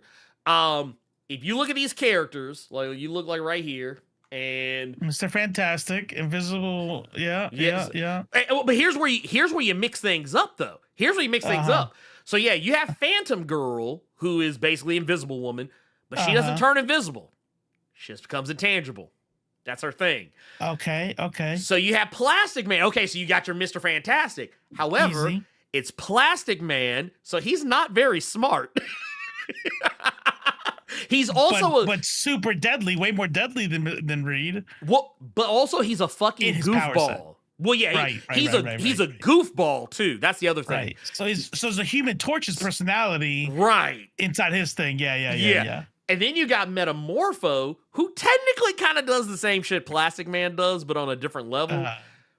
but he's kind of like the Thing. He would be the Thing. Yeah. Yeah, but here's the thing. Not only is he the Thing, he's the Thing with the exact same story arc, like the same trajectory, where it's like, I want to be normal, or whatever. And then you've got Mr. Terrific, who has no superpowers whatsoever, but he is the brain, like Reed would be. So like, yeah, right. and they even have extra characters that come along that kind of like you could make a strong case for being like the Herbie or the Franklin Richards or the Valeria Richards, so to speak. And they even have a fucking Doctor Doom named Dr. Dread. So yeah, like it's not a wow. Yeah, it is an Did they ever fight some giant planet eating called Giganticus or something? So here's the funny thing about that. They do actually fight a giant cosmic entity early on. So yeah, it's kind of crazy how that works out. Wow. I'll tell you what. Go ahead. Also, because, and this technically existed long before, but Metamorpho also has a girlfriend named Sapphire, who is the daughter of someone who is morally not good. so just like the Thing, whose wife, now not girlfriend anymore, but his wife, Alicia Masters, is the daughter of the Puppet Master, if I remember correctly. So yeah, okay, it's one of those things where it's like, oh, look at all the parallels. It's like Right. If y'all couldn't tell, there's a video that's in the planning stages. And I'm not saying, and I want to make sure I'm clear on something. I'm not saying any of these things are bad things. It happens all the time. It actually in both directions. Oh, and it also, I think, is slick better than Fantastic Four. Damn. Yeah, they had a whole. Yeah, technically, well, so they had Java, who is a caveman, but I won't go into the details of that, but yeah. But yes, but it's one of those things that, like, it's very tongue in cheek, and they actually kind of even laugh at the fact, not literally in a meta level, but like the way the story is written, it's letting you know that they know. Mm-hmm. they know. This isn't like oh no, don't look over here. This is legally distinct. It's like no, this is Fantastic Four. Is this during the time where Marvel's having like financial troubles? So at this particular point, I actually think Fantastic Four didn't have a comic at the time. Oh, you're talking about no. Like so the company. No. So at this point, Fantastic Four, I don't think had started putting comics back out again. Not quite. I think they were on the cusp of doing it. But like at the time, there were no Fantastic Four comics regularly being printed. At least not at first. So they're trying to fill that void type thing. Yeah, basically. Yeah. Well, and that was kind of what the new age of heroes was. They had characters that were literally just pastiches of other characters.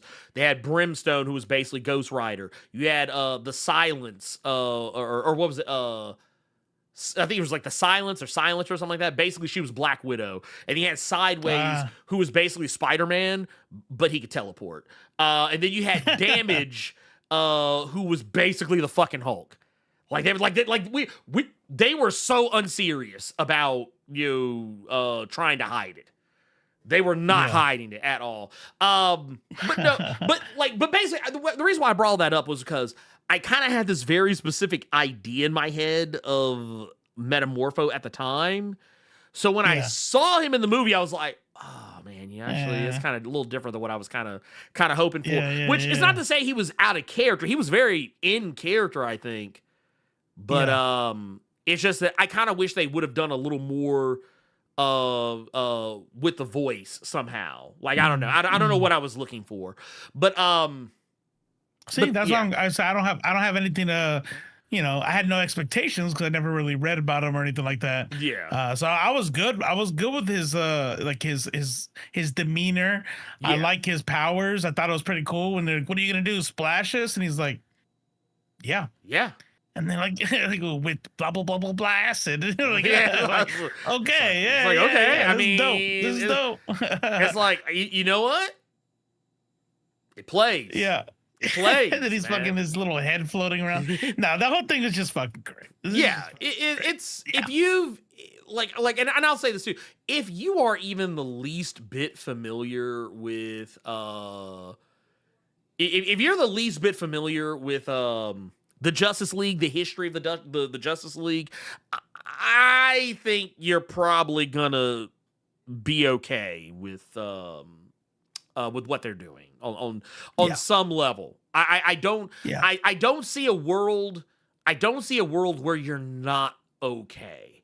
But to give you guys you know some ideas about what it is exactly that they are that they're trying to do, because I see here oh wait, where'd it go? Here it is right here. Excuse me, Juan. Jonathan Cantor says with the 5 says, hey Ernie and Robo, who do you see being in the starting lineup of this Justice League, Justice Gang? Thank you very much. I think James might change it up. I'm hoping for Wally West Flash. I don't know. I feel like I already know one right off the bat. Who's that? And it's how we're gonna get moved away. And I'm stealing this idea from Captain. He's like not Captain America. Not Captain America. The what's his name on the thing? I forget his name on. I don't know if he. Shazam. Out loud. No. It was a buddy of ours. The guy who lives like around here. I know his real name, but I don't know if he puts his real name out there like that. Gotcha. It's like Captain Cap America or some shit like that. Anyways, he goes. So one of the things that you see a lot is that Superman doesn't kill, right? And we saw a couple times, and I won't say who or when, but let's just say not everybody has that fucking rule. Oh, yeah. You know what I'm saying? I think we're gonna get Batman literally like within the next 2 or 3 members of the team, and that's when we're gonna start seeing the real Justice League start getting formed, because he's gonna also have that rule, and then him and Superman are gonna have to like rein people in, or else. They're not gonna. They're gonna. You know what I mean? To actually have that moral kind of center that Justice League provides, and Batman is definitely gonna be there. And now that I see now I agree with you 100%. I mean, I still agreed with you, but I'm like, I think they could do it. No, I agree with you 100%. Now that I've seen the movie, no way the Batman could ever be it. No. Not even close. No. Not even close. It's too like. The Batman is too set in reality for this. Right. Like it would be damn near like Nolan's fucking Batman coming into James Gunn. It wouldn't work. It just doesn't work. Oh, no, not at all. Yeah. Not at all. Right. And honestly, I wouldn't want it. I would not want it. I like, okay, for me, I want to see a Justice League that is kind of a little Justice League of America. Like, okay, here, I got it right here. I'm not saying this has to be the squad. But I'm just going to use this as an example, like this right here. If our Justice League if we got a Justice League that looked even vaguely like this, like where, here, let me zoom in a little bit so you can see a little better. But like if it looked even vaguely like this, not saying every character has to be there, but like, we already know that Hal Jordan and John Stewart, they're going to be showing up in the upcoming Lanterns series. We already know that James Gunn is working on Wonder Woman stuff. He's working on Batman stuff. We know Brave and the Bold is going to be, which actually I don't even think Brave and the Bold title is even going to stick, because Superman Legacy did not stick. It's just Superman. So I don't know. Black Lightning belongs to Milestone, right? No. He's DC. Oh, is he? Okay. Yeah, so he's that'd be DC. dope to get. So yeah, you got Black Lightning, like, and you got a Flash back there, which at the time that is, I think, wait, at the time around when this was going on, almost pause, that might be Wally. Or no, it might be Barry at that point. I don't remember exactly. But like, yeah, you got like Vixen and shit. Like if you could get me Vixen in the lineup, I'm good. You get me Vixen in the lineup, we are talking. Okay, we got a fucking ball game if we got Vixen involved in anything. And the thing is, what's so awesome is that you've already got kind of a fair chunk of the characters kind of already present and accounted for.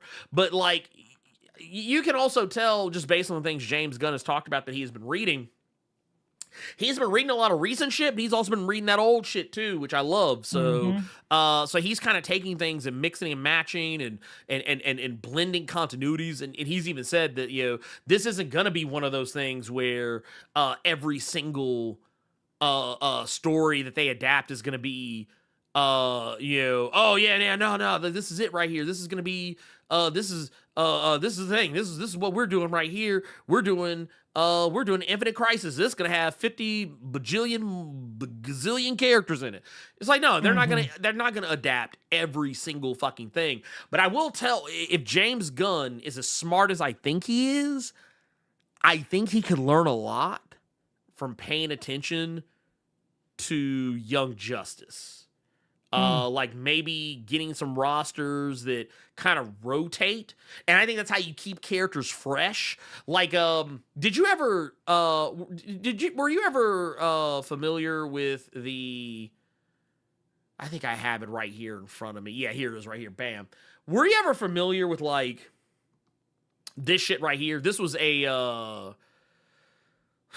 this was like 2006, like 2006 Justice League of America. No. Where it's based like everybody was in this bitch. That's Everybody a big was ass in, team. yeah, like everybody was in this bitch. But like, I don't know how do you even account for that many people. Like, there's got to be people missing out of your damn story. So basically what they did is like everybody, for the most part, like they had a core team, but for the most part, they had people that would kind of like sneak in every now and again. And you'd have like reserve members, kind of like the military. You'd have some reserve people, shit like that. But facts. Cillian said they had everybody but black people. Yeah. I see two people, three. Well, you got wait, we got one, two. That's two right there. Wait, that's three. 4. Wait. 5. Don't forget about your boy up here, Firestar. Okay. Or not Firestar, Firestorm. I don't know why I said Star. So yeah, that's 5. Oh, and back here, I think maybe I can't remember who exactly that is. So I'm not gonna.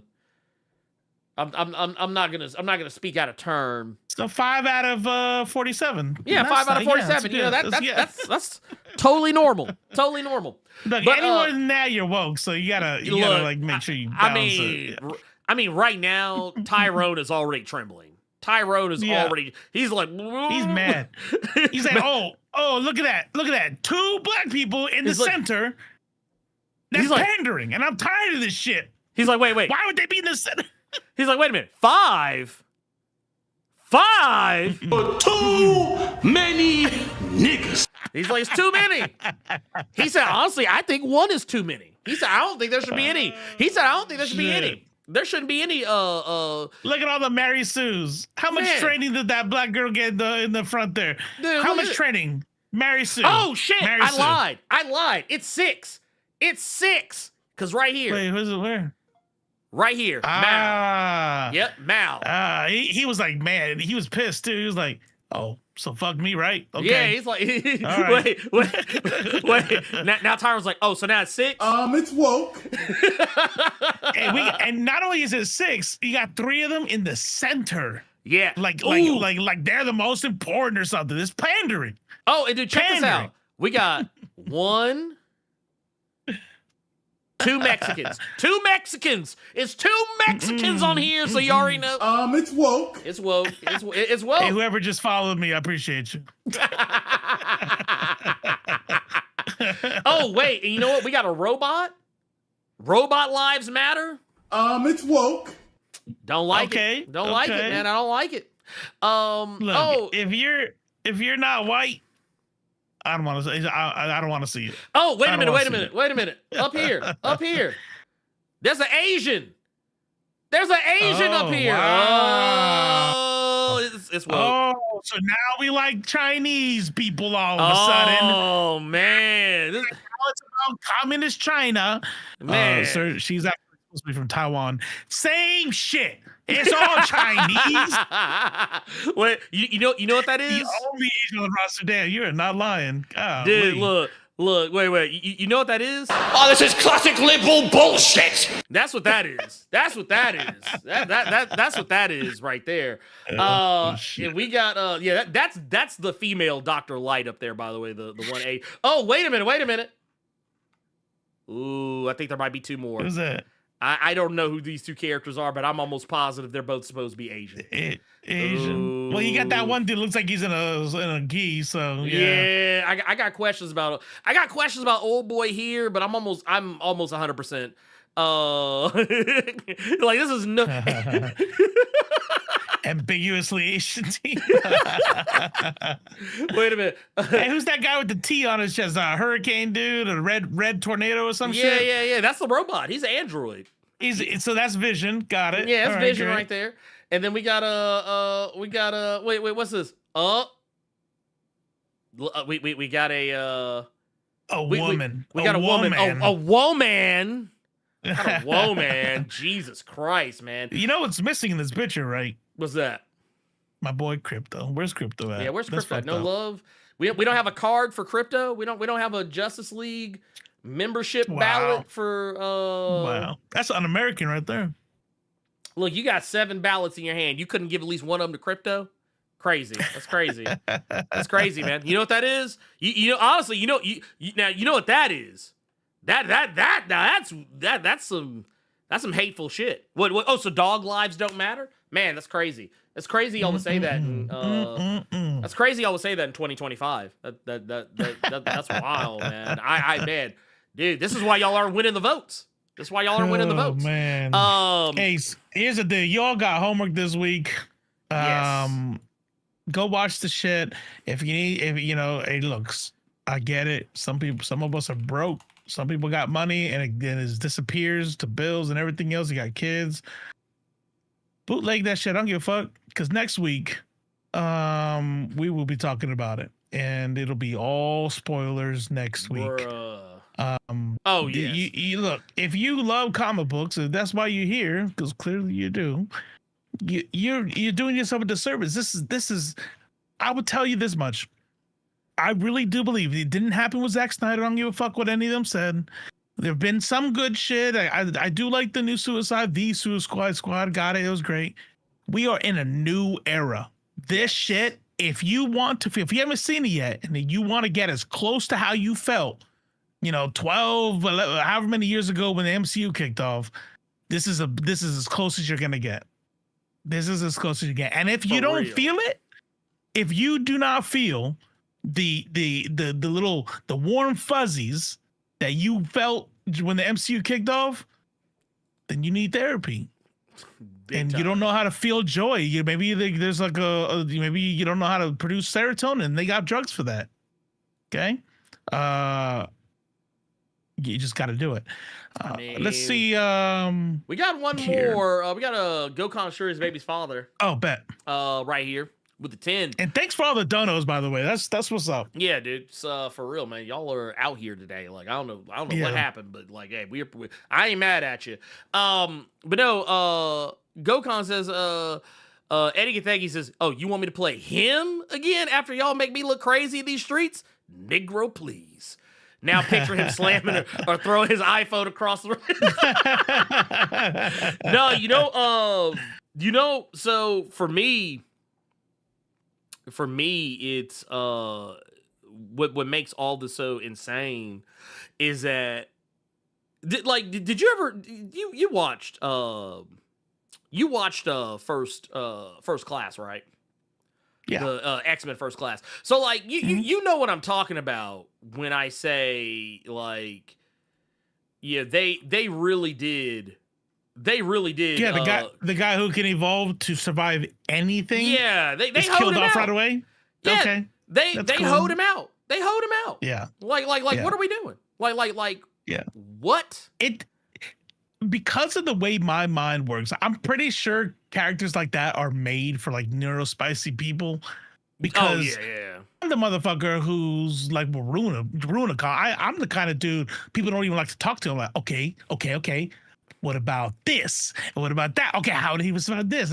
And you know what the writers do? They answer it.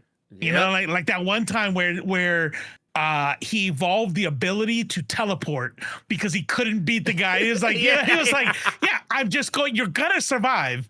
And the only way you're surviving this one is if you get the fuck out of here. And so he was teleported away. So I love shit like that. Yeah, that was Oh, was that what happened? Yeah, that was World Breaker Hulk. Oh, that's right. That's right. That's exactly. Yep. He hit that motherfucker one time. His body was like, yeah, we out. I'm out. Yeah, we out. And so when I saw him in the lineup, I'm like, ooh, okay. And he put that little thingy thing in his mouth. And I'm like, oh, okay, how's it get? Yeah, let me see. What? Stupid, immortal, stupid. He's like, I'm out. wait, put that little thing in his mouth. I'm like, nah, you're dumb. You're dumb. He's gonna evolve. Watch. And you just watch the scene. It's like that's not. He died? Like, I don't think that's it. I thought it was power. He coming back, right? He don't come back at the end, right? What the fuck just happened? What happened to his mutant power? And I actually remember, I forget where I saw this, but like I remember the director talking about how like, yeah, I did it for shock value because like, you know, because it was supposed to make you like you're really scared that like the bad guys were gonna win. I was like, first off, so that was a fucking lie. Get fuck out my face with that shit. No, pick a different character then. Dude, don't pick the guy who's supposed to not be able to die. That's stupid. I was like, look, man, kill Angel because like, look, y'all weren't gonna do nothing with Angel, no way. Or you know what? Kill Banshee because y'all wasn't doing nothing with Banshee. Like, kill any of them other characters. Y'all killed the one dude who literally should not be. He's like, well, I really wanted to subvert audience expectations. Fuck you. Fuck you. We got one here. It says, let's see here.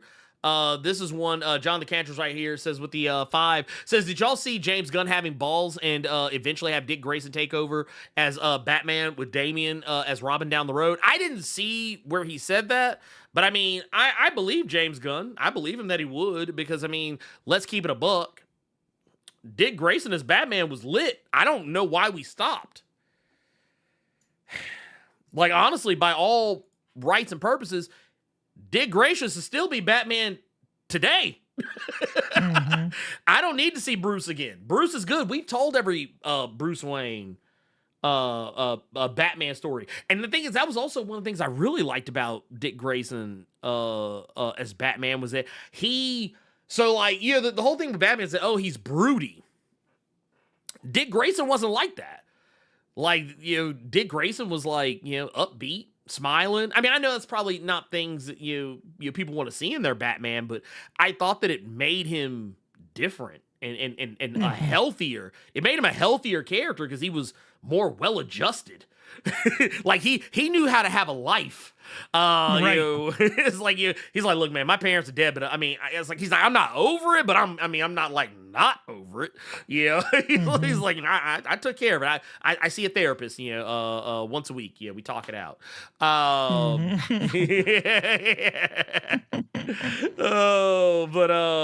but no, we was this Bone Factor said, can we get Robo Adams to sing? You already heard me. You're and go and go on Threads. Check out my reposting if you don't follow Bone Factory. He embarrassed me, called me singing, and he clipped me. And you can hear me. You can hear me sing. You know what I'm saying? Oh shit! I didn't know I'm about pretending this. to be embarrassed, but you know sometimes I like to He's like no. He's let like people know skills every now and then. You know what I'm saying? He's like no. He's like I'm out here. He's like I'm out here. Word is bomb. Oh shit! Word is bomb. We have 4 questions in the Nerds and Culture chat, and then we'll go. And then we'll watch. The Elite X1 Indie Game of the Week. Yeah, because I think I've. Well, no, we have it. I'm not gonna hold you. I think because like the way we had been kind of doing shit lately, I just kept forgetting to. Same. Play. I figured. Oh, that was me just reminding us. And you know what else I forgot about? And I guess it's because the passage of time. I forgot to go in on what's his face, old boy. We'll save John Campea for we'll save him for next week. We'll save him. What happened with John Campea? Remember we talked about it. It was me, you, and Elite. We were talking about it kind of off to the side. We were talking about how how sus he was about Ironheart, like why he was acting like so dismissive about it. Right. And I gave him some benefit of the doubt because he said he loved sinners, but then you found some other shit that's like, nah, fuck that dude. Gotcha. Yeah. We'll talk about that. Oh yeah, because I got and here's the thing, man. The internet is forever, but so are screenshots. So are screenshots, and I got video evidence and screenshots of his fuckery. The receipts don't go away, Pip. The receipts are forever. Was trying to channel Cardi B. Like if a girl got beef with me, she got beef with me forever. Ever. All right, y'all. Go ahead and listen to the smooth sounds of Robo reading some questions and answers. As you do that, go get yourself a Stay Woke shirt from the Blerd Without Fear store, or just go to Letface TV and Letface.tv and get yourself one of these homegrowns. Like, you know what? I don't know if you guys know, when Trump said homegrowns are next. Oh man. That's how I said, man, I made that a shirt. It's like, cool, come get me. Man. I'm trying to get a free trip to Panama. Because he don't know where I'm from. I'm be like, yeah, I'm Guatemalan today. Where am I trying to go? Yeah, right? He's like, what you gonna do? Yeah. By the way, everyone's telling me not to wear this shirt because I'm going to a protest on the 17th where we're going to go to a detention center, and I'm definitely wearing this motherfucker. So if I don't make it, I don't make it to the next stream, just know I'm learning Spanish. I'm finally going to start learning Spanish because I'm going to be in some detention center in El Salvador or some shit. No, please don't do that shit. Please don't. Oh shit! Actually, what you got? This thing disabled. There we go. So Takino94. Hey, nerds of culture. Lately, I've been looking at the various IPs that have gotten decent to great video games, but one that hasn't got much love to me is the Power Rangers. Yeah, they have the 16-bit side scroller and the fighting game, but I think they can do more. So I'm asking y'all, do you think a Power Rangers game in the style of Marvel Universe Alliance or the Dynasty Warriors games would do well in the video game sphere? I feel like we've answered this. No, this is no. Well, no. June 19th. Yeah, we haven't answered questions in a minute, huh? Yeah. We hadn't answered questions. Got it. Okay. I'll say, you know what? If you had to do it, I think the Ultimate Alliance route is good, but I think personally you should always leave it open to to a 5 to 6 player character setup. But if you had to just do 4, I would be okay with that. Yeah, I think an Ultimate Alliance would probably be the best. But I will also say that, like, if you wanted to do it like a Muso, kind of similar, like a Dynasty Warriors, something like that, I think Dynasty Warriors could work because you just have like armies of like trash mobs and stuff. Whatever the henchmen are that particular season. Whether it's putties or robots, whatever the fuck. You beat the brakes off them and then fight like the big bad at some point. But I think for me, the Ultimate Alliance route would be preferable. For me. I think my only nervousness is us not having like a big movie or something to like push and tell rich fucks that this is going to make them money. And without that, I think we would get a half-ass game. We would get a game that's going to be like all about, not paying people right and shit like that. So I would want something to come out that tells people love this shit You know, like maybe the comic books do good, or they come out with a new movie or some shit. Because I don't want to see a half-assed Power Rangers. That'll hurt my feelings. No, I 100%. I will say if you could have some media synergy, because I don't know if some of y'all heard. I know I did, because your boy out here. But the new season of Kamen Rider, some of y'all may or may not know, is actually going to be. I don't know if it's going to be simulcast, but it has been said that it's going to be streaming over here. Okay. What, they're gonna like Crunchyroll or some shit. They haven't said yet, but if I had to guess, they might put it on Crunchyroll, because that's been my suggestion for a long time. There's no excuse why Tokusatsu isn't on Crunchyroll, because it's literally live action anime. That's all 100%. Tokusatsu is. It was anime before anime was really anime as we know it today. It was just in live action. But if you do something like that, where hey, if there's when people do stuff like that, stuff like that is usually perceived as big. So if you had a situation where oh hey, we're coming out with a new Power Rangers show, and this is what it's gonna be, da da da da da, whoop de whoop, and technically they do have a movie that's supposedly in the works. I don't know how that's going to play out, but we'll have to, because honestly, they don't really have access to all the shit that they used to. So it's going to be one of those deals where they're going to have to probably make up some bullshit, or just keep reheating the Mighty Morphin leftovers over and over and over again. That's probably what they're going to have to do. But if you have something like that going on, there's no excuse to not have a game. Reader's Rewind is great now, but man, that game was ass when it first came out. Good lord, that game was fucking broken. It plays better now, but even that is still not saying a whole lot. Kodama. Every time I read that, I want some Mexican food. Hello, nerds of culture. Question of the evening for you both. What are your thoughts on Sony wanting to buy Warner Brothers assets, hoping they don't go down the same path they've been going down in these Spider-Man spin-off films? I'm not gonna lie to you. When it comes to billionaires buying other billionaire shit, I don't give a fuck. Fuck them. No. Fuck them. I hope they buy it and choke on it. And honestly, I don't think they do. I think you should be worried, because they fuck up they're bad at the fucking hero game. They're bad at it. Okay. Yes. Well, and not only that, I feel like they would just muddy the water. It's really a case of, oh hey, y'all are doing some cool shit over here, man. We kind of just want to take it. Right. I'm good with that. Honestly, there's too much legality. I wonder if there's like left and right boundaries for them.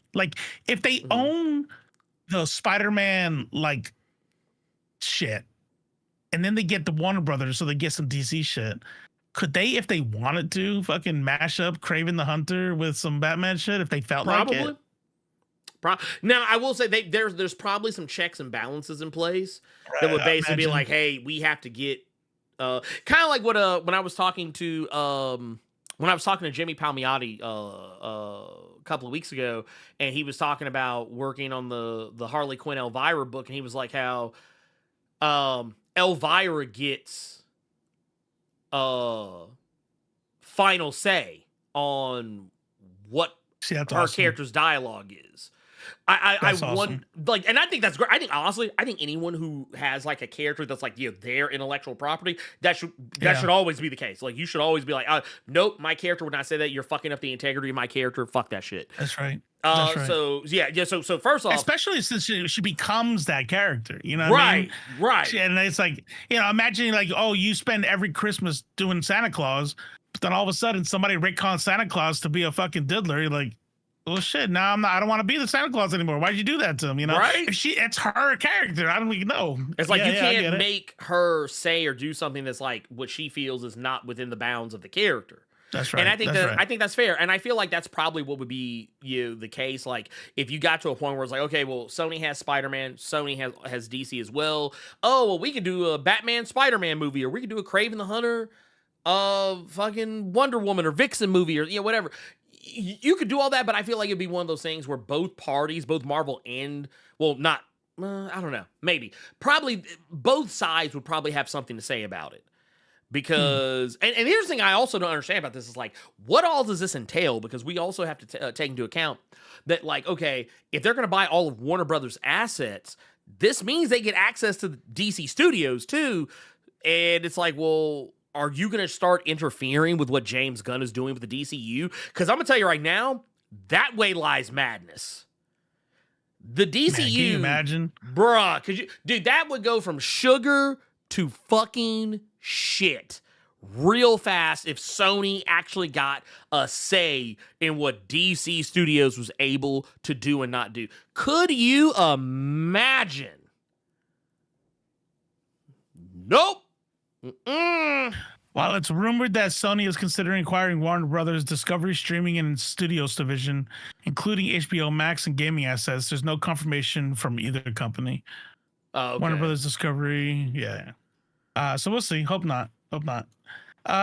From Sean, hi Blerd and Robo. Did you guys ever listen to Jane? Yeah, I swear you ask this question at least once a month. He's like, nah, I'm gonna keep asking this question until the answer's motherfucking yes. Oh, So I got something for you, Sean. Well, let me finish the question. Hi Blerd and Robo. Did you guys ever listen to Jane Remover's side project called Daria Core? And Robo, did you listen to the music I suggested and did you like it? Hope you enjoyed the music. I did. I saw this comment earlier. Mm-hmm. I said, damn, I always say no. And I scrolled all the way up to figure out where you suggested it. And I forget where the dude's name is. But it was actually kind of dope. It was like it was like rap, but with some like drum and bass type shit. It was, I don't know, it was kind of wild. It was different. And I actually had it on while I was cleaning the thing. Jane Remover. Yeah, that's who it was. It was Jane the Removers, and it was JR was the track I was listening to, and I was like, this is actually pretty fucking dope. So yes, I listened to it. See, look at you. I liked it. Look at you. He finally did it, y'all. He finally did it. I did it. What about you? Did you do it? Oh, a while ago. Huh? Oh, you did listen? Well, no, I haven't listened to You're Daria big on Core. music. That's your shit. Yeah. Yeah. So, well, I listened to the other stuff, the stuff that was that Sean had originally recommended, and then he also recommended Listen some to other stuff. Jane Removers, JR. It's actually pretty dope. Oh no, I liked it. I actually really liked it. I haven't. That was one of the ones you listened to. That was okay, one of got it. I haven't listened to the Daria Core thing. I haven't listened to that yet. But it's now that it's been reminded to me, I will remember to do it. But yeah, I love music, so it's a thing. Like I'm like, oh okay, yeah, cool shit. I'll sit and listen to this while I do easy stuff. Money. Flomanem. Yo, Robo and Blerd fellas. What's the hidden gem of a movie you've recently discovered? For me, it's Fallen, which is an early 2000s Denzel Washington supernatural detective thriller. You know what's fucking hilarious about that? Is I actually wrote that down because I saw an Instagram reel that was just doing like clips. Actually, it was a YouTube short because there's YouTube shorts. I keep seeing like these like they'll either do shorts with like the script. That rolls underneath, like shit like that, and Fallen. I saw Denzel. I was like, "What fucking movie is this?" And Fallen came out. Hidden gems. See, unit says Promare, Papuria. Are you talking about Seal Unit? Are you talking about the anime? I think the only one I know of is it's a series of anime films. If it's what I think Seal Unit's talking about, but I am open to being wrong about that. But yeah, Promare, yeah, it's okay, and then Paprika, or if that's what Papuria, yeah. Okay. What about you? You got any hidden gems? Some movies you're like, oh shit, yeah. You know what? Well, so one of the ones that got named, Fallen is actually one of my favorite movies of all time. I actually watch it. Really? I watch it a lot. It's actually Okay. Fallen I've is never seen it. You should. It's in the thing. Okay. It's Fallen is one of my favorite movies of all time. I actually would put it in my top 10 movies of all time. It's that good. Because it's the closest thing you'll ever get to Denzel Washington being in a horror movie. Okay. Like it's not well, and to say it's a horror movie is not really like as it is a horror movie, but it's actually more of like a supernatural thriller than it is like an actual straight up horror film. But yeah, I love that movie. I even put it on when I go to sleep at night sometimes. That's how much I love it. Okay. Damn. It's like Fallen is a comfort film. It's a comfort film for me. But now when you want to talk about hidden gems, I tell you what, this is going to be a little bit of recency bias in my case because I don't know if you know this, Robo, but did you know that the first trailer for the Red Sonja, the new Red Sonja adaptation came out today? Yes. So yes.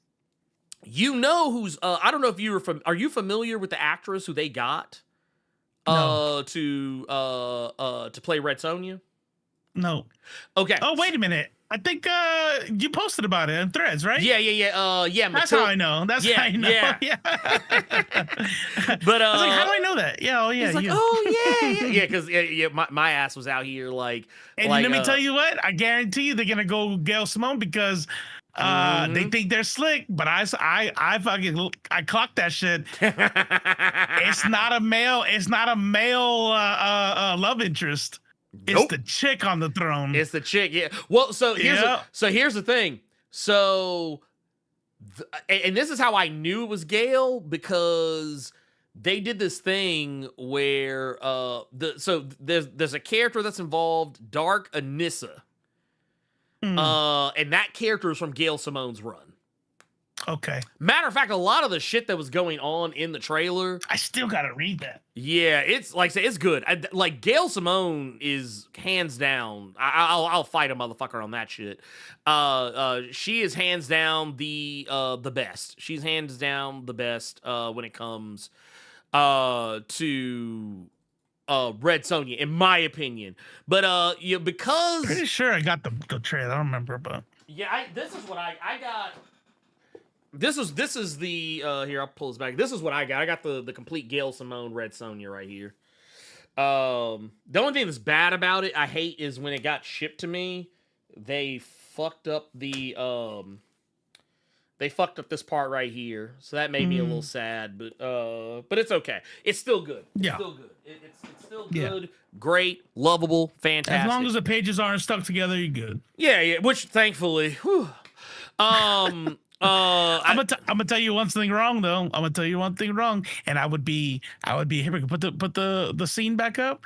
I would be a hypocrite because I didn't like it when they did this with the what you call it, Last of Us, right? Oh yeah. And I know, okay, got it. It should be mentioned. You stop commenting on women's bodies. Blah blah blah blah blah. Okay. Mm-hmm. Red Sonja got big ass titties. I'm just saying. He's like, look. Even with Gail Simone, woke as fuck, made her gay, she still had big ass titties. And I do not think that's a fucking problem. Because guess what?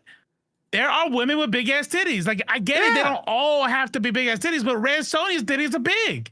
Yeah. And I was a little disappointed.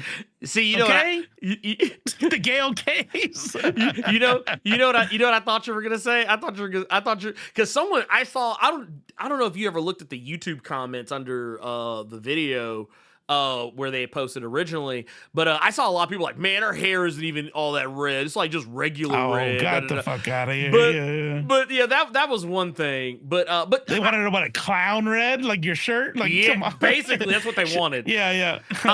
Which is kind of funny because in one shot it kind of almost is like in this. Yeah. It. Like right there, it's kind of there. And if you look at this promo shot, it's kind of.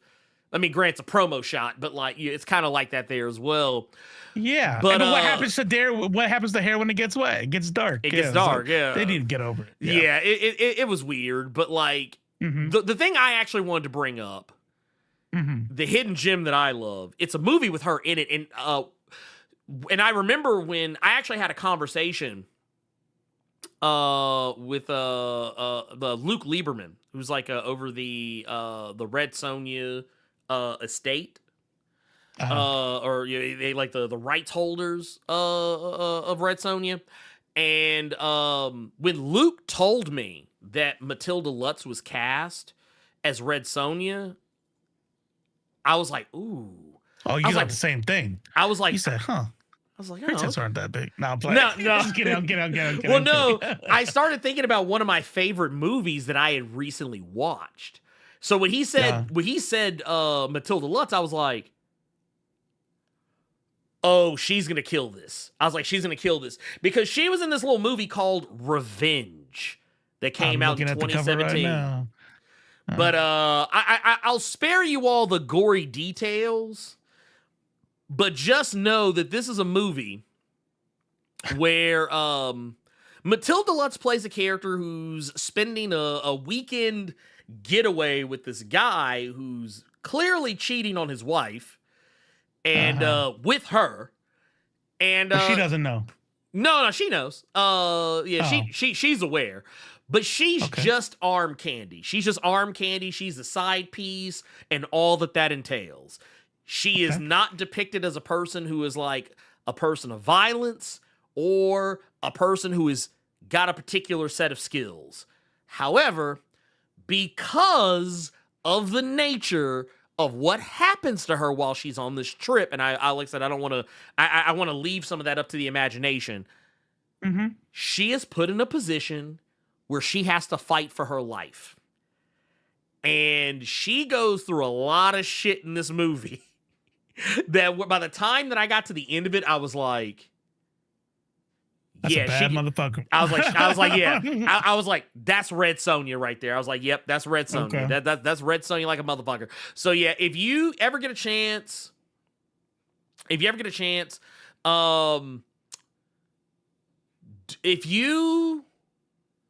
have not seen it, if you have not seen it, well, Sweetie Todd will be really good as Red Sonja. I'll just throw it out there. He's like, look, not for nothing, but he's like, Sweetie Todd would have had it. He's like, Sweetie, look, no, I'm gonna tell you right. It's the stunt cast. That's a stunt cast. And yeah, that would be a stunt cast. That'd be a stunt cast like a motherfucker. But no, I'm gonna do this. I'm gonna do y'all a solid. Let me see. Can I find? Oh wow, they really just watches falling the fuck off. Like, what is? Yeah, Unit 2000. You should be on the internet more. Here you go. I could tell you what you're outside way too much. You're interacting with real people way too much. Damn.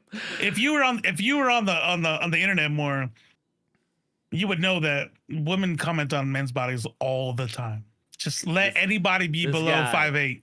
This guy. And say this guy. They will let you know how tall you are. Right? They're like, oh yeah, no, I see you. No, for those who are curious, this movie, if you go on justwatch.com, you can find places unless you're a savage like myself.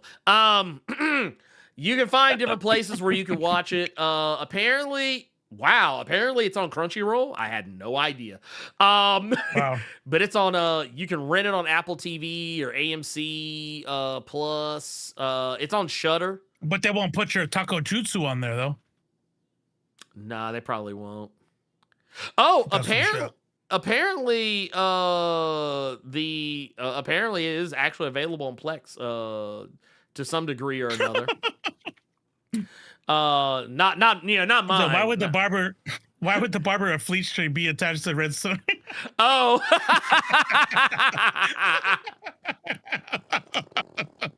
So actually, you know what? So there you go. So yeah, because if I'm not mistaken, yeah, she is gonna be playing. If I remember correctly, she is gonna be playing Barbarella, isn't she? Who's that? Sweeney Todd. Oh. Yeah, That actually makes sense though. Well, because I will say this. Well, yes, under normal circumstances, not a serious character, right? I mean, it's supposed to be silly. Kind of. It's not meant to, I don't think it's meant to be taken seriously. Right. Like, because to be fair, depending on what version of Red Sonja you're paying attention to, who's drawing Red Sonja, sometimes she has big titties, sometimes she doesn't. Though I will say, some of my favorite versions, she has big titties. Gail Simone's they're great. Yeah. Gail Simone's Red Sonja, it's who has where they're like, you know, obviously they're never little, but like they're not like super big. Who you seen them? Yeah. As a matter, well, it depends on which artist. It depends on which artist is doing the cover, because they just recently did a story arc, Red Sonja, Death and the Devil. And some of the there are some variant covers where she's not like, they're not like little, but they're not like huge either.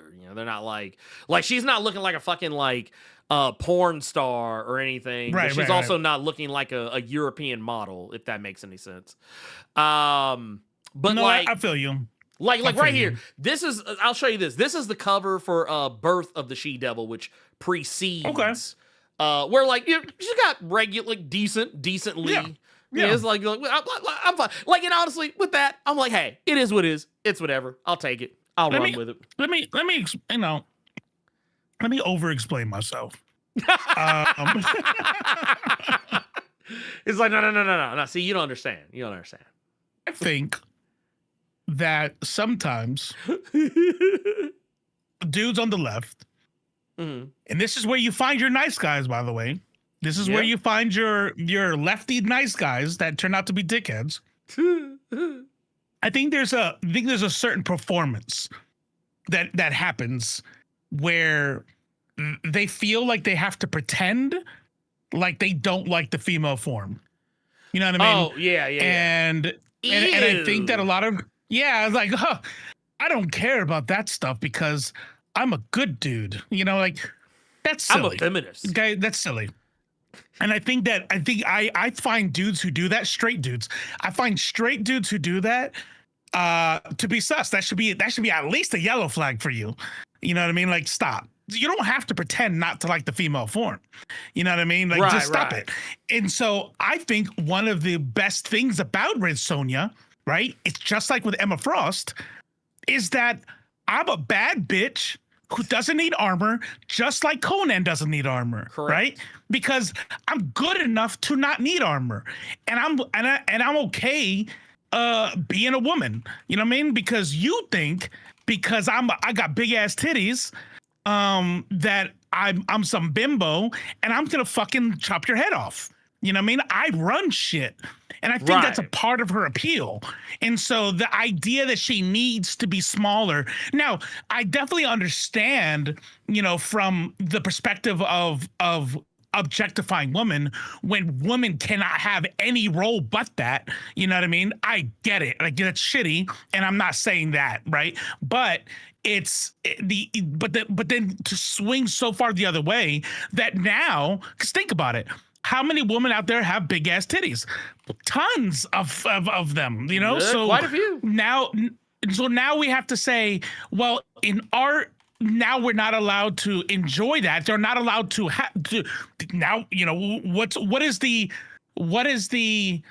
I'm not even. Oh my god! I'm not going to even call it the feminist option because I think it's like fake feminism. I think it's like the performative feminism. It's not real feminism. That says, oh, why does she have to have big ass titties? So wait, are big titties not a thing amongst cis women now? What they can't have that? So I think it has more to do with the writing. Right? I think it has more to do with the writing. If I saw a Red Sonja and she didn't have character and everything was surrounded about her being sexual and all her having, big titties and shit, and then that would suck. If I saw a movie where it was like how I would expect Barbarella to be, that would suck. But it doesn't suck. It's a side note that Red Sonja is a bad bitch who has big ass titties and is shaped like a Coke bottle. You know what I mean? It's a side note. It's not her. Right. It's not her character. No, not at all. And I don't feel any. And I never have any. I've never felt any sort of obligation to pretend I don't like titties. Wait, Red Monica. Thank you for was- coming to my TED Talk. Wait, here. We got it. back problems. Message. Oh yeah, no. Red Monica was Red Monica had to get a reduction. Damn. Yeah, she was yeah, she was something. It was like she had Red Monica had comically large boobs. Red like Monica. yeah, Red Oh my Monica God. from Battle That's silly. Chasers. Yeah, Red Monica from Battle Chasers is That's silliness. That's goofiness. But you know what? I think there's a space for that too. Just like He-Man is ridiculous. Nobody's shaped like He-Man. Well, no, God, Sometimes no. you're just comically ridiculous. Thinking you're supposed to be. It's comic. You know what I mean? It's that like honestly, I'm okay with it. You for other people, just that I'm just like, you know what? It's one of those like kind of like weird body standard things where I'm just like, whatever, man. Y'all do what y'all want. Y'all can do what you want. Oh, but yeah, the Merca and Dolfo Red Sonja is also another good one. It's one of the more recent. It's one of the more recent Red Sonja. One of the more recent Red Sonja runs. If you ever find yourself like looking for if you ever find yourself looking for like just something new, like you want to like if you want to get into the way that Red Sonja is often handled as a character, a lot of times you can kind of just jump right the fuck in.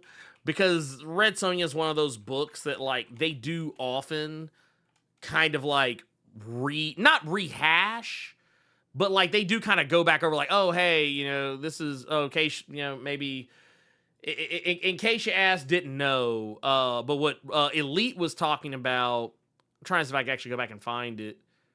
Yeah, right here, boom.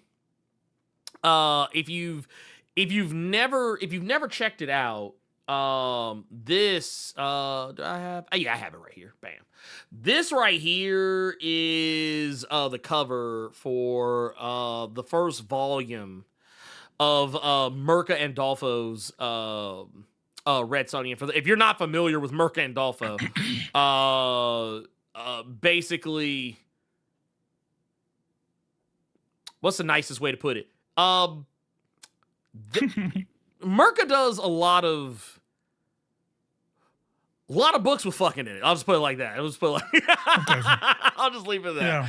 Yeah. It's not exactly that, with this, but this is also I think as Elite was also bringing up in that run. She adopts a black daughter. That is a thing, and I think depending on what covers you look at, because I know sometimes the covers will kind of go in some very different directions. Depending on what you're looking at. There are actually some covers where Red Sonja, the daughter is on the cover as well. Like this one right here, that's one of them. So there's that. It's good shit. It's good shit. Really good shit. I highly recommend. Highly recommend. That said, you know what? Let's take a look, because we got through all our questions, didn't we? Yep, that's all of them. That's all of them. Okay, well then we can take a look at our we got our Elite X1 indie game recommendation of the week. What's up, Nerds Culture fam? It's the Elite X1 with an amazing new indie game recommendation. The clock is ticking, so I'm going to get right to it. The Altars by 11-Bit Studios has seemingly come out of nowhere. Yeah, this is one of the ones I've been waiting on. Gamers by surprise. The Altars is a sci-fi survival game with resource management elements similar to the studio's previous games like Frostpunk. The game stars you in the role of Yan Dolsky on an expedition through space to find a mysterious, time-altering element known as Repium. Upon entry to an uncharted planet, everyone in your crew dies, and you're left with a mobile base and no crew to manage it. On top of that, the sun is deadlier the closer it gets to the planet. Nights are radioactive, and magnetic storms wreak havoc on your base. Your only option ends up being to use the Repium that you find to make clones of yourself to help man the base and drive it across the planet away from danger. The clones, or alters, will become the most important and interesting part of the alters.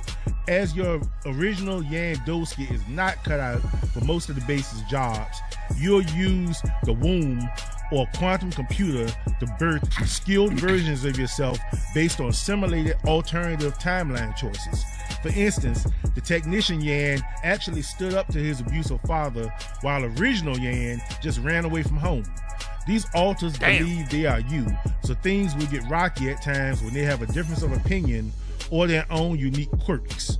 Minor Yan had some kind of opioid crisis that I had to intervene on. Some alters would downright resent you based on your dialogue and management choices.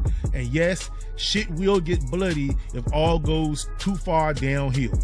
Do not treat them as common NPCs. While the management elements will seem pretty straightforward for a survival game, the alters streamlines a lot of it in ways other games don't. The tedium of assigning a task or trying to micromanage a crew is actually non-existent here thanks to the devs' previous experience in the genre.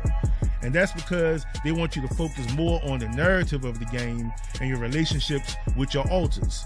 The Alters is a certified banger in my opinion. It's a rare game that has provoked me to sit and think of myself in the same situation. Just imagine having to deal with alternate versions of yourself on a daily basis. I personally will sleep with one eye open and the door locked every single night.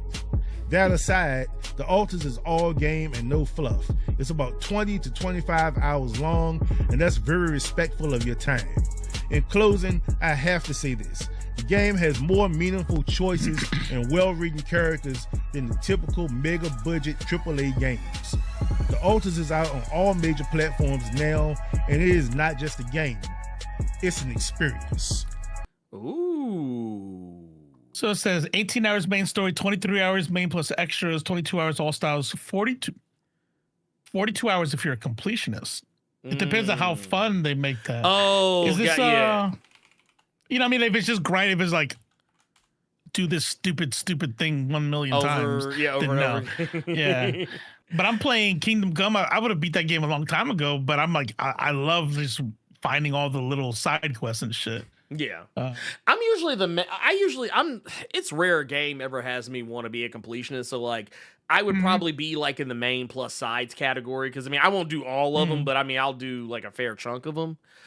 Right. So yeah. And what Elite just said right there, like the game respects your time. That's the type of stuff that's the type of stuff I care about. I don't like when games are like, no, we want you to spend 25 hours doing this, blah, blah, blah, blah, blah, blah, blah. No, don't care. No. Is this single player? I can't see where it says. I don't know how this thing is. I believe it is a single player game. Okay. Yeah, I'm installing it as we speak. It says, here it is right here. Boom, boom, boom, boom, boom, boom, boom. Yeah, single player. Okay. But I was thinking about, like, I remember hearing about the game a ways back. I think I might have added it to my Steam wish list, and I need to double check. I got Xbox Game Pass, so I'm just downloading right now. Let's do it. Oh, there you go. Oh, you know what? Shit, now that you mention it, I think I still have... I'll have to double check. I might still have Game Pass shit. Or, you know what? I didn't add it for whatever reason. I don't remember. Anyway, if they got like if I don't still have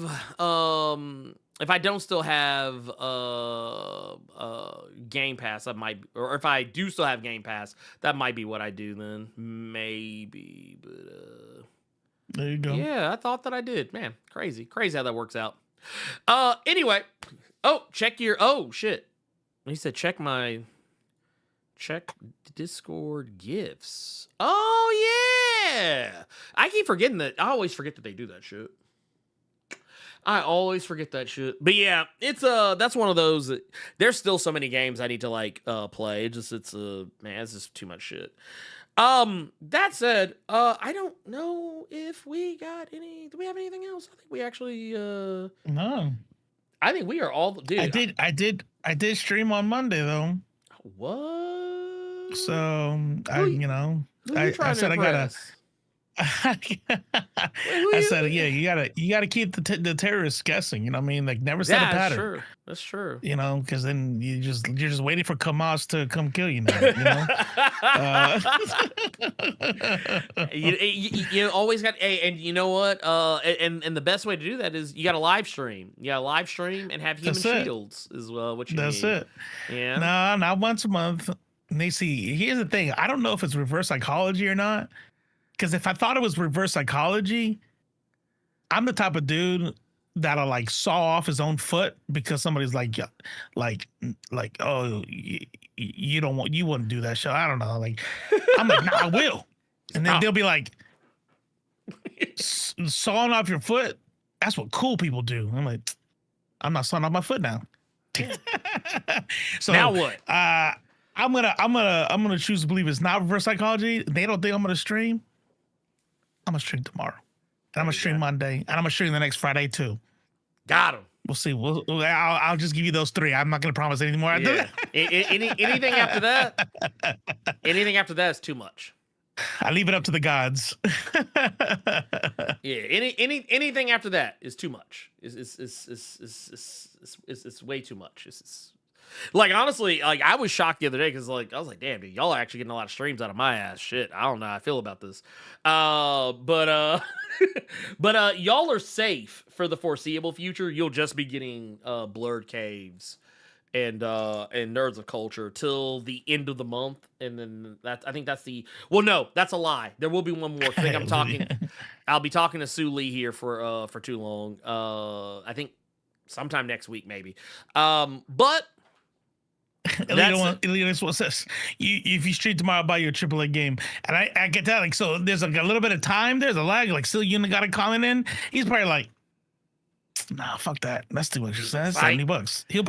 He'll definitely stream that. Why the fuck would I say that? Why wouldn't he? Why would he not? Why would he not? Shit. No. Goddamn. Sorry, I was just kidding. He's like, oh man. He's like, I almost got. Nah, we're doing spoiler reviews. Oh wait, are you? I don't know why I'm talking for you. Are you doing? We're doing spoiler reviews on Thursday. Are you doing Thursday? This Saturday would be too soon, right? Because people are going to be seeing it on Friday. Yeah. We're not doing it. We're not going to do it this Saturday. Thursday next week. Yeah, next week. So yeah, basically, Nerds of Culture 82. We'll talk about the spoilers. Because at that point, if you ain't seen Superman, you probably. Nah, you probably don't really want to. You probably weren't gonna go see it. You would have at least bootlegged it. You know what I'm saying? Or something. I don't even something. Like you don't want to. I don't even know if it's up on the sites yet. Is the crazy part because I haven't. Oh, there's some shitty one. There's got to be a shitty one. I know for a fact there's got to be. That's what I mean. Like if I get it, people are in different spots in their life. Like I don't have that kind of income. Okay, I get it. Dude. If I could not, I'm bootlegging that motherfucker. I'm gonna see it. I saw someone in my comments to the review were like, oh yeah, and like I'm gonna get it off of so and so site, and I was just like, man, look, why would you advertise that? Like, cause it was like, you're gonna say you're gonna pirate it, say you're gonna pirate it. Where you get it? Oh yeah, good. Way to get them shut down. Motherfucker literally named the site and I was like, bruh, you didn't even like put spaces between letters. I said, man, you are gonna. You know what? It's like, and I don't know, they might be in the chat right now, but I'm gonna tell you right now, it's people like you that fucked up how easily I used to be able to watch Super Sentai and Kamen Rider. It's people like you, people who be like. Because I don't know if I ever told you this shit. That's actually why it became so much harder to watch fan subs of Tokusatsu for a while, because there was one site that just took care of everything, and then this one dude. I remember a couple years ago you were talking about that. Yeah, it was one dude opened his big fat fucking mouth and was like, "Man, Toei needs to step their game up because these fan sub communities on fillintheblank.com are eating their lunch with subtitles." And then what happened? Somebody out there's like, "Oh, really, dude?" In under 24 hours, the site was shut down. And they came back, but they have never like they got hit with litigation. So they don't even do shit. Like I think they still have some stuff on there, but like anything new, as far as I'm aware, I haven't looked in a while because I had no reason to. But as far as anything new, there was nothing there. So what's kind of wild is that I don't know how sites like that, I guess advertisements, they pay ads. It has to be ads, right? Yeah, it's ads because it's always free. Yeah, no, it's 100% always ads, and it just I don't know. It's crazy to me how people do. That's why I always say, man, like don't be out here like that's why I always say a lot of times I don't even say the name of places or anything like that. Like I'm like, dude, why? I was like, why are we? They got crawlers now. They got AI crawlers for that type of shit. Yeah, now. It's like, dude, what? Like, why are we out here snitching, dry snitching too? Nah, fuck all that. But no, that said, that's the show, y'all. Thank y'all for all the love, the energy, the just the good times. We are gonna get the fuck up out of here. And I think I don't know what I'm gonna do. I'm gonna go read some shit because I still got comics to read and TV to watch. I'm actually finally I'm gonna go watch Love Island. This man. I'm gonna go watch the last episode of Squid Games because I finally got through most of the most recent season, or the last season rather. It's because that's it. So yeah, I'm prepared to be disappointed just in case because everyone's told me how disappointing it was. GCXcomics.com. Look in the description for the code. Get any black? Yes. Yes. Actually, as a matter of fact, you know what? That is where you go. Go to Global Comics. Go go